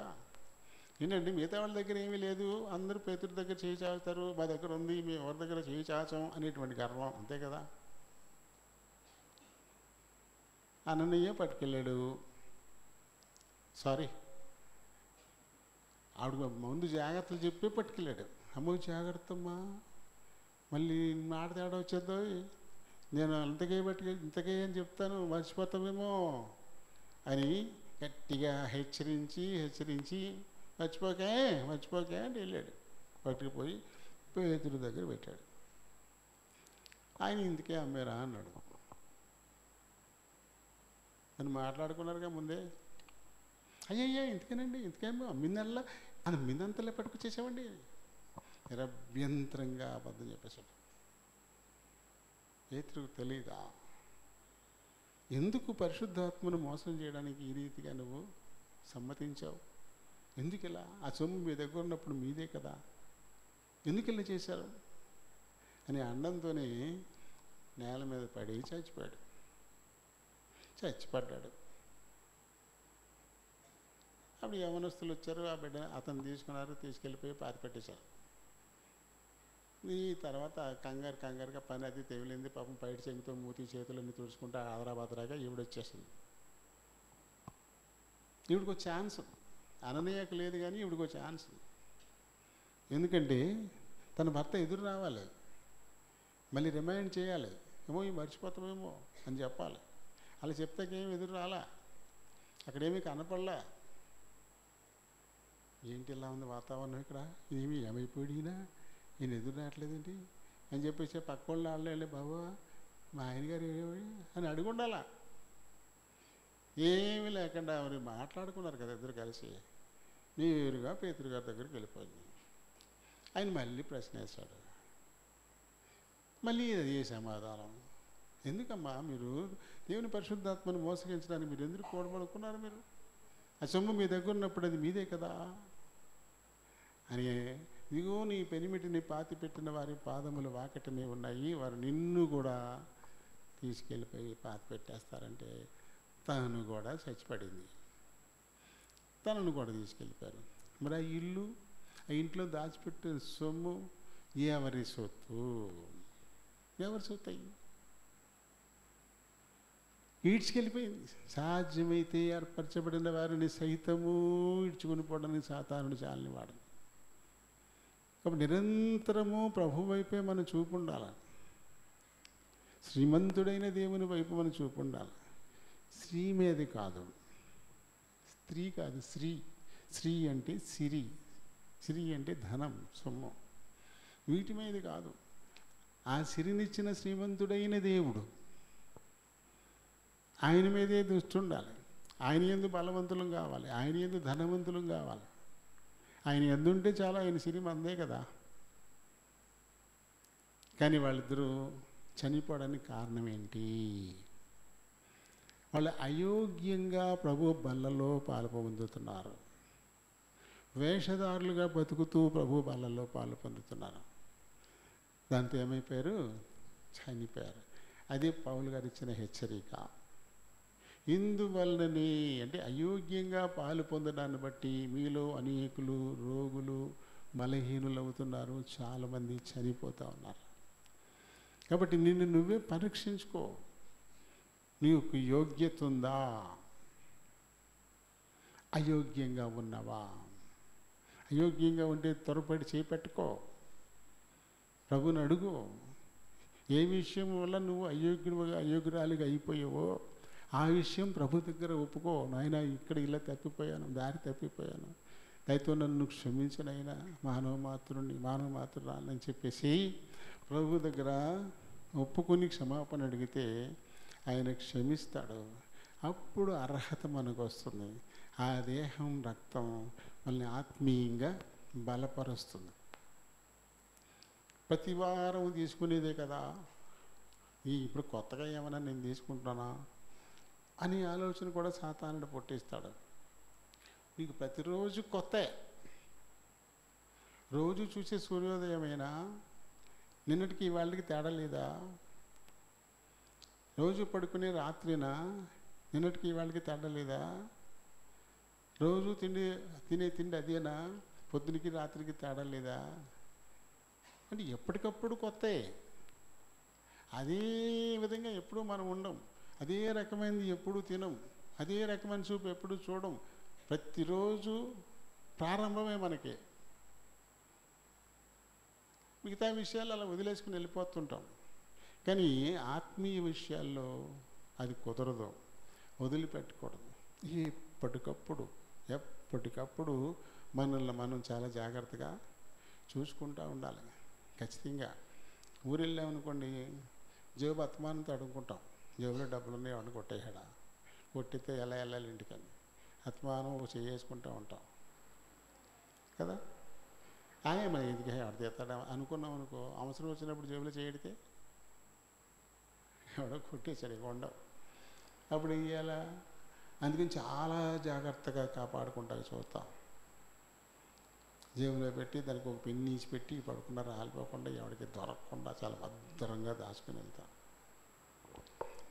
అంతే జాగ్రత్తగా ఈ ఆధ్యాత్మిక స్థితిని కూడా కాపాడుకోవాలి.